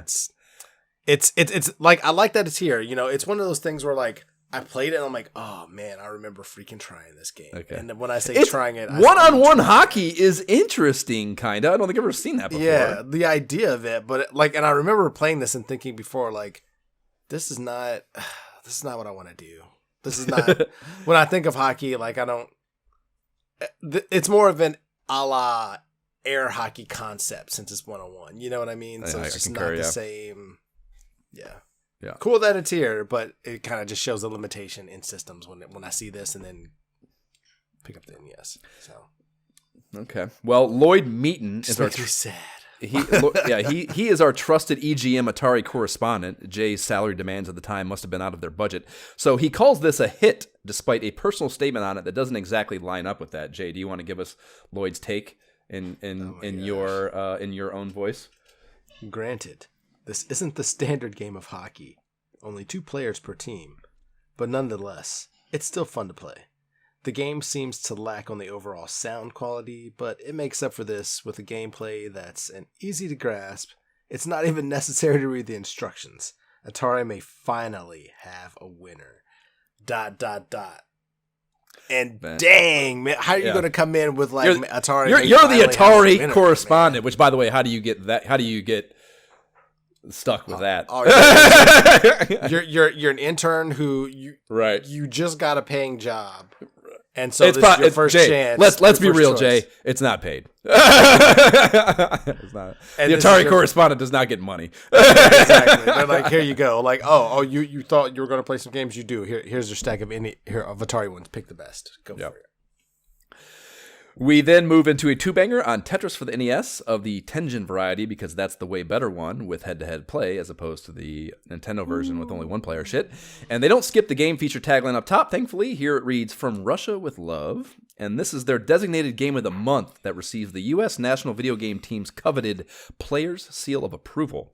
They explain that this mark of excellence means, what it means on the first page, to identify those games which display superior design, the U.S. national video game team, a collection of the world's best gamers, or game players, have started an endorsement campaign to point out those games which deserve special attention. It's your guarantee that the games you buy are of the highest quality available. And I know it's perfectly reasonable because no one knows what the fuck it is in 1989, but it's still so weird to see a 1989 2 pages of copy explaining what that is. You know what I mean? Like in 1989, they're like, explain to you how Tetris works. And to me, that's as basic as like how eating food works. You know, it's just crazy for them to try to like, and it's so also just the, you know, because it's so, I don't know, just ingrained in society, I guess, but also like it's such a basic thing too that like I feel like they struggle to do it because it is such a, and which is part of why Tetris is amazing, because it is so just basic yet incredibly fun, you know, and I think they struggle to like make that work for that reason. But it also makes sense, like, you know, basic life process. I feel like probably like a lot of other people, I mainly play Tetris on my Game Boy, and so like having a colorful NES version, like if I don't have a Game Boy, the head-to-head thing is so critical too. Being that I cannot believe the NES version or the Nintendo version of it did not have that. That's crazy. Absolutely nuts. So that's kind of it for console stuff. EGM then turns to the dark ages of PC gaming with features for games on PC compatibles, Amiga and Commodore 64. And not what we do here on the main quest line of the ISOH podcast, PC Gaming, but knowing what I know about action gaming on PCs in 1989, the thought of playing Dragon Warrior, or Double Dragon rather, in that manner makes me want to jump off the fucking roof. That's one of the games here. Big no. That's a big no. Like, even seeing it here, I had to do a double click myself. Like, oh yeah, they're not even talking about the NES one. Right. Oh no. There's a couple in here. Like Zach McCracken is of interest to me too. It's a Lucasfilm game, Scum Engine type deal. That's kind of in the Maniac Mansion, Day of the Tentacle vein. So I've never tried that, but maybe one day Jab and I will hit it in one of our Edit Config SysQuest series. Which, by the way, Jab and I finally recorded that yesterday. I know there's a handful of disciples out there that have been like, what the fuck, man? It was like 9 months ago that you guys did the first episode of that. What's up with that? So that's coming. I have a lot of my editing plate this week. And we get some insight into the economics of routinely having EGM in our lives in 1989 during this stretch as well. Their subscribe ad is in here, and they ask $19.95 for 12 issues on a monthly basis. They make their case up top. Do you play video games? Then you must subscribe to like monthly. Which, like, well, logical. Case closed. USA's national video game team. I don't know why I was questioning you. Yes, I mean I do want to play like a pro. I mean it's kind of, you got me there. Mom, they got me. Just like I backed Jay into a corner earlier with Ultima. Same deal. It's very smart. Very smart strategy. The high scores feature, governed by the Amusement Players Association International Scoreboard, follows the PC stuff, and this is dominated by coin-op scores. And I had never even thought, or had the thought, of kids trying to take pictures of arcade cabinets for this purpose before, and that is a glorious mental image that makes me maybe even happier than the home iteration of it, because it's in a public forum, you know. So there's a certain level of whole deal to that, I think, you know. Like, oh shit, great, fuck, mom, get the camera. Like in an arcade, like what you send the one, you're about to beat it, you send your brother to go find mom. or no, you got to be like, if you're close, if you think there's a chance you're beating it, you're like, mom, or you gotta stay here, cousin, or little brother. Like you got to have the Polaroid. You got to ready. Yeah. When I say ready, you got to pull out and you got to position it. You got to get the score in the screen. Like you got to be angled right here is where you got to hold it. You know, you got to. It's a process, man. I like it. Thinking about it. Yep, I agree. So they feature those arcade games. They have pinball scores too, and then a much smaller focus on NES and SMS scores under the heading Home Games. And I feel like Home Games has a tonality to it that suggests it is lesser in some way, right? You know, like coin op is in all caps as well, whereas Home Games just like Home Games. Yeah, these little child's playthings. Yeah.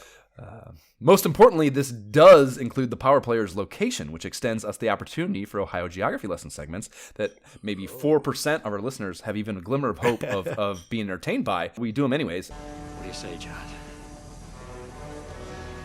Fuck 'em.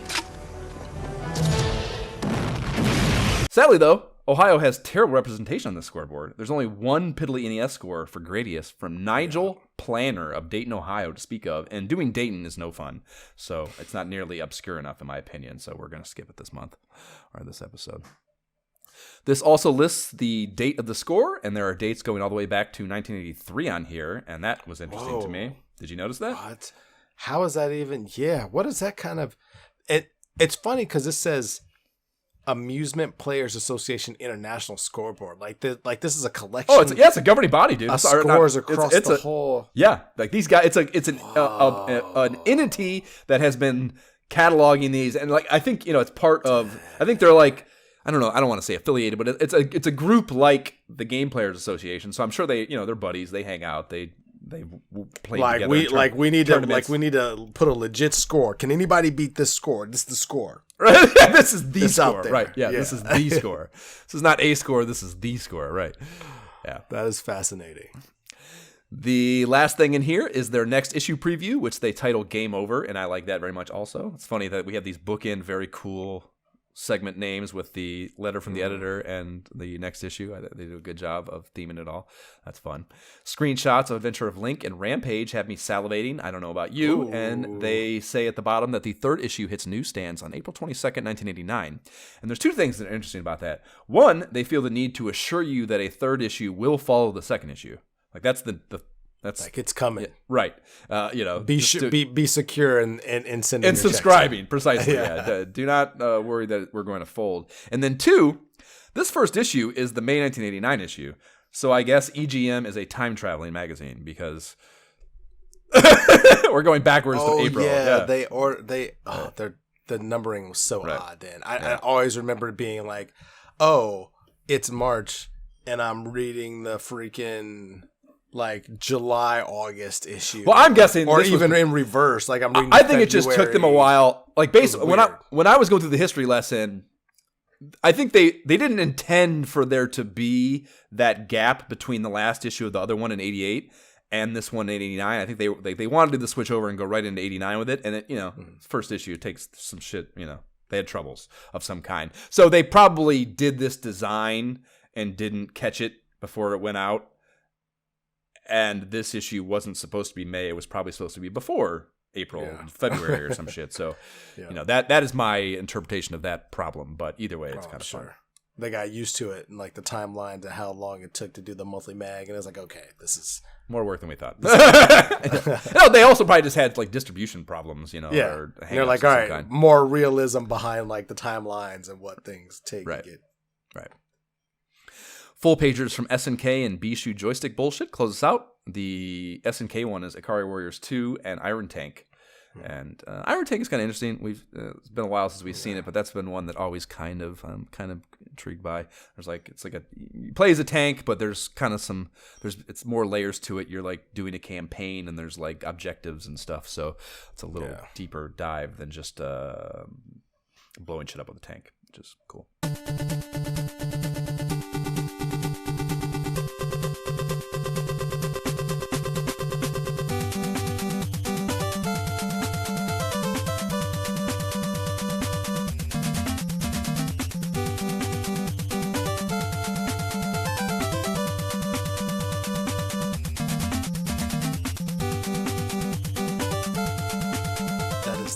Blaster Master Area 1 theme. Blinging us.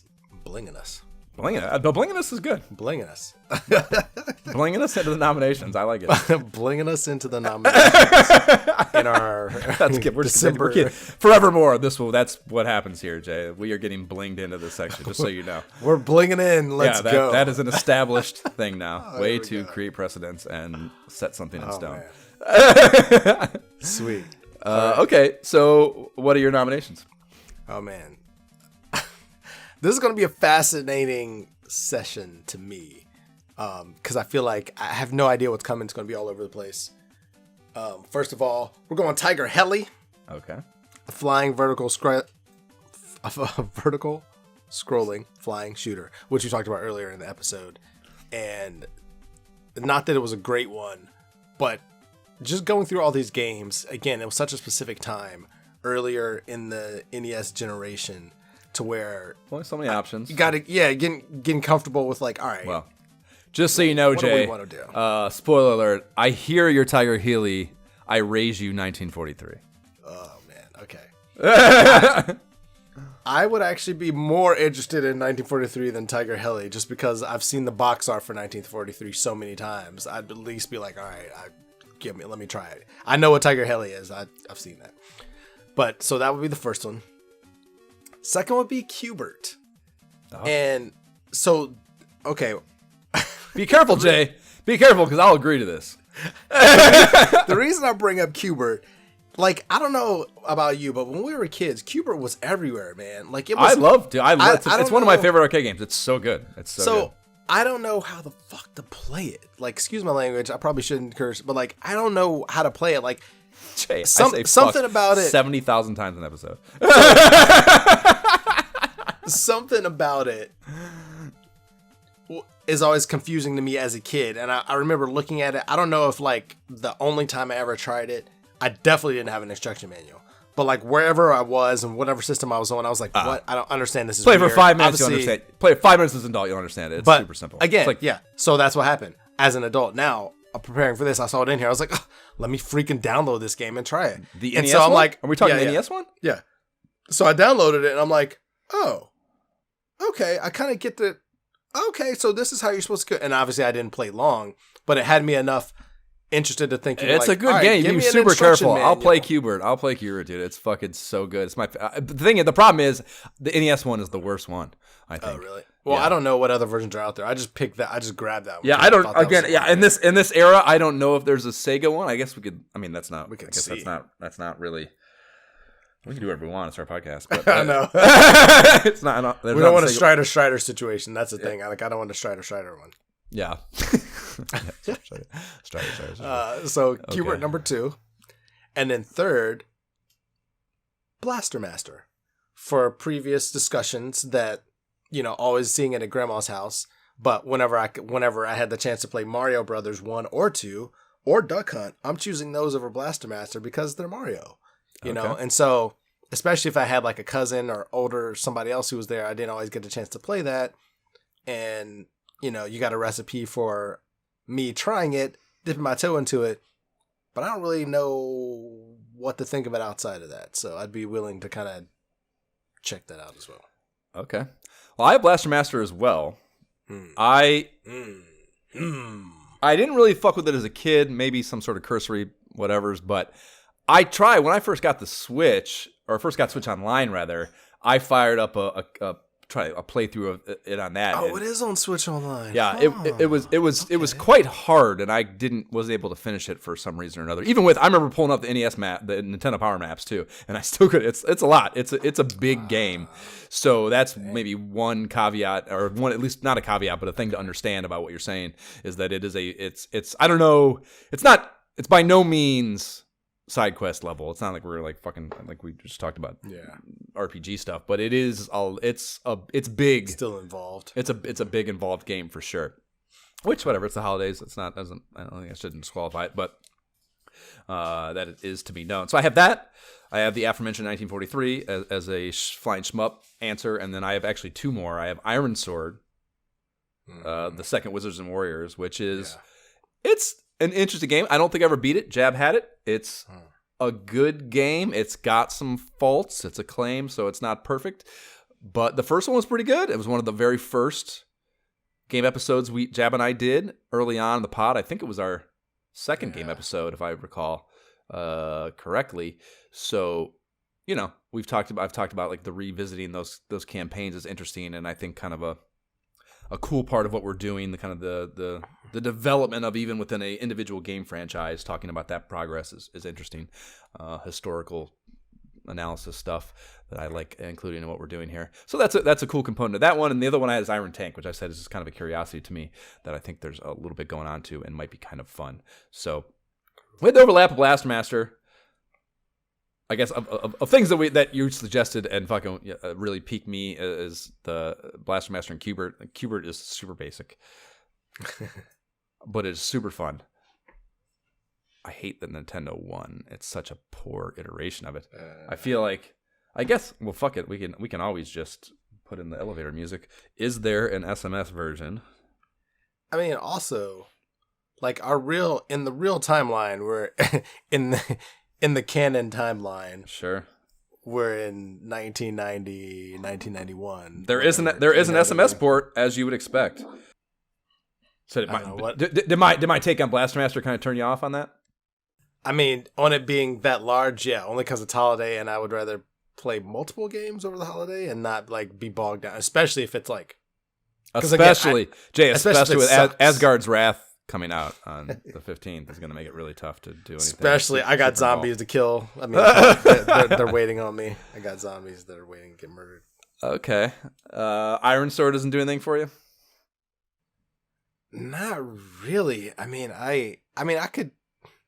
I mean, the idea of that, yeah, I could always do a platforming kind of actiony, medieval fantasy type. Yeah, I'm never going to turn that down. It didn't jump out at me like a ooh. But again, I feel like everything in this era either falls into I love it and I've played it and I hate it, or no in idea the what it middle, is. or it's like yeah, Okay. you know, like we'll see, whatever.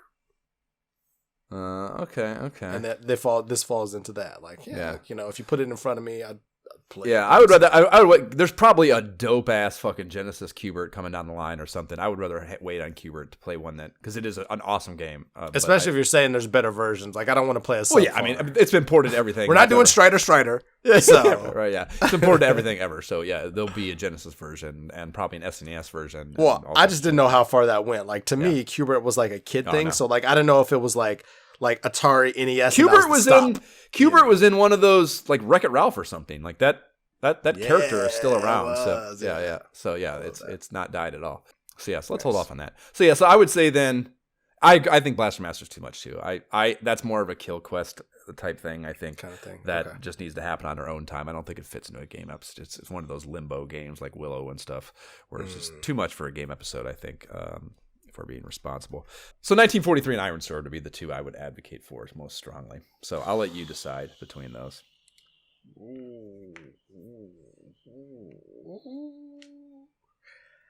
I mean,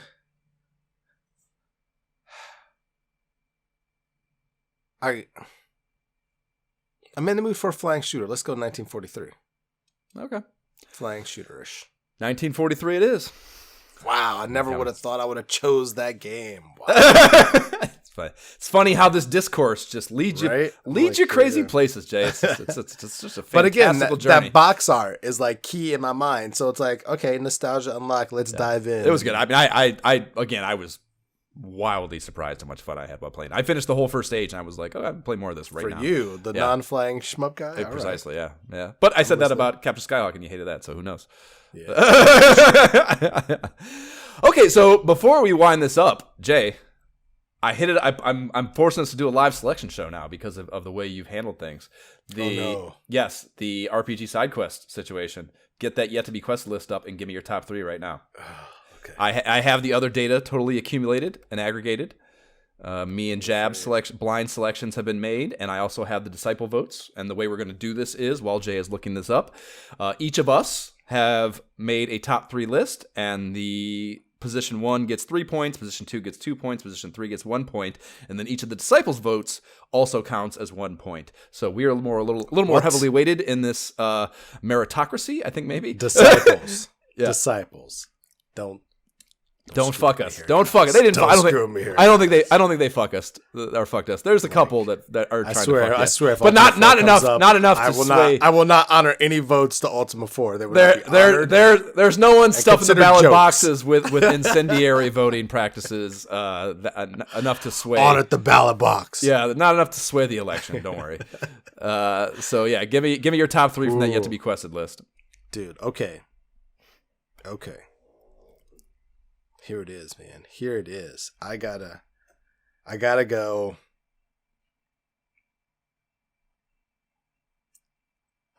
Because peak nostalgia from all the Nintendo Power magazines and everything else. I gotta go Star Tropics, number 1. Okay. Gotta go Star Tropics.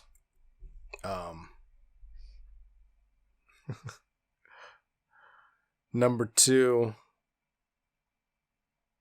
Man, I hesitate to put this number 2 because I didn't know much about it, but because it has such a huge following, man, part of me just wants to choose Nintendo just because I feel like that would be easier to quest. But I'm going to actually go Phantasy Star 2. Okay. And then for the third one, I don't know. Doing Legend of Zelda seems so basic. I don't know. I don't want to do that. I'd rather do either Crystallis or Earthbound. I'm going to go Earthbound. And just pick a wild one. Mother. Okay. So that's Jay's top 3. Star Tropics, Phantasy Star 2, and Mother. Jab's 3 were Star Tropics first, Crystallis second, Phantasy Star 2. My 3 were Phantasy Star 2, Mother, then Star Tropics. And then we had disciple votes for Crystallis, Mother, Phantasy Star 2, Legend of Zelda, and then 2 votes for Ultima. that were definitely trying to fuck you. But like I said, it's not gonna be enough to get it in the total election here. So let me tally all that up real quickly. Do some math here. So Star Tropics gets 3 more points. Fantasy Star gets 2 more points. Oh my God, we're gonna have a fucking problem. And then Mother gets 1 more point. Okay, I almost threw Crystallis in there, and I'm afraid. Oh, well, that wouldn't have done. That wouldn't have done Okay. it. So what we have here is 7 points for Phantasy Star 2, 7 points for Star Tropics, which I did not expect to tie, nor did I devise a tie-breaking method for this system here. So we're gonna have to that one on the fly. We have Mother in 3rd place. Is that what? Should that be the answer? Actually, should be because those 2 tied, and the next. And I don't know if that's fair necessarily. But that's an No, interesting way to do because it. I just kind of threw that one. I would rather play either of the other 2 before. That's not the point of tie breaking. Tie breaking is not meant to appease just one person. Jay, tie breaking is meant to make the most. No, but like if the top The 2 most reasonable solution. are much more strong. Yes, versus that's the more classic. I agree. Fuck off. And then Crystallis had 3 points. Ultima had 2. Okay. Legend of Zelda had 1. I agree. Legend of Zelda would be too basic. That was Matt Gould's vote. Actually, was Legend of Zelda, or at least that's the one he talked about. I guess he didn't necessarily vote for it, but that's kind of how I interpreted it. And I agree. It's just there's just not enough going on there. I don't think it'll be boring as fuck side quest, even though the game is obviously classic enough. Right. Yeah. Okay, so Phantasy Star and Star Tropics. How the fuck do we use? Let's flip a coin. You got a coin? Do anyone have coins anymore? Do they make coins anymore? Do I have to invent on my Tiny Decisions app? I can grab a coin and flip it 3 times real fast. Okay. Well, that's all or nothing. Let's just do it all or nothing. I want Phantasy Star. So I'll wait till you get back to say that again, I guess. Ready? Right. So I want Phantasy Star. That was my number 1. Your number 1 was Star Tropics. So I think it's logical that my call is Phantasy Star as far as how to do this. So when you flip, I'll call. And you are doing, let's just so we clearly define this. It is a dime. Okay, and you're catching and then... I'm catching and then... And then flipping to the back of the hand? Okay. Yep. All right. That's the idea. That's important in this video. Okay. That's important in how I... Let me just see. I'm like, it's been a while since I flipped. That's important to how I do catch it, and then I go. Okay, works. All right. So when you flip it, I'll call. So we're going 3? 2 out of 3? Or no, just all or nothing. All or nothing. All right, ready? All right. Tails never fails in honor of Josh Allen. So Bills. If it's tails, it's Phantasy Star 2. If it's heads, it's Star Tropics. Yes. It is tails. Tails never fails! Bills are going to beat the fuck out of the Chiefs today. Phantasy Star 2. I did it. In the name of Sega, I got us on a Sega. I did it. I got us to a Sega fucking RPG. I feel so proud of myself. Okay, so the direction of the podcast has been established for the next couple of months here. We will be playing Phantasy Star 2 in a side quest, and then we are playing 1943 in our next game episode here on the main quest line. I let us down with the Star Trek. It's there. I think that's probably what we do next. I'm fine with that next. I hate that we haven't done a Sega one yet. It's not fair. Okay, so subscribe to the pod on the platform provided whatever dumbass company that serves your pottery. Please rate and leave positive shit for the pod on whatever platform you listen to. If you enjoy our nonsense, the website is nyhentertainment.com/ISOH pod. email us directly at isohpodcast@gmail.com. You can follow the pod and banter with us on the Facebook page, Instagram, and subreddit, and talk shit to us about our gameplay videos on the YouTube. Links to all those will be in the show notes. If you want to berate the way we're handling the side quest in the coming months, we do not have a Patreon, but if you like giving money to things podcasters tell you to, and would like to do so in our direction, the Able Gamers Foundation creates custom gaming rigs for gamers with disabilities. That's cool as fuck. AbleGamers.org is where you can find them, and they have lots of holiday stuff going on, fundraising-wise, that I highly recommend. We're actually doing on our Instagram right now, we are doing a fundraiser that goes to them entirely.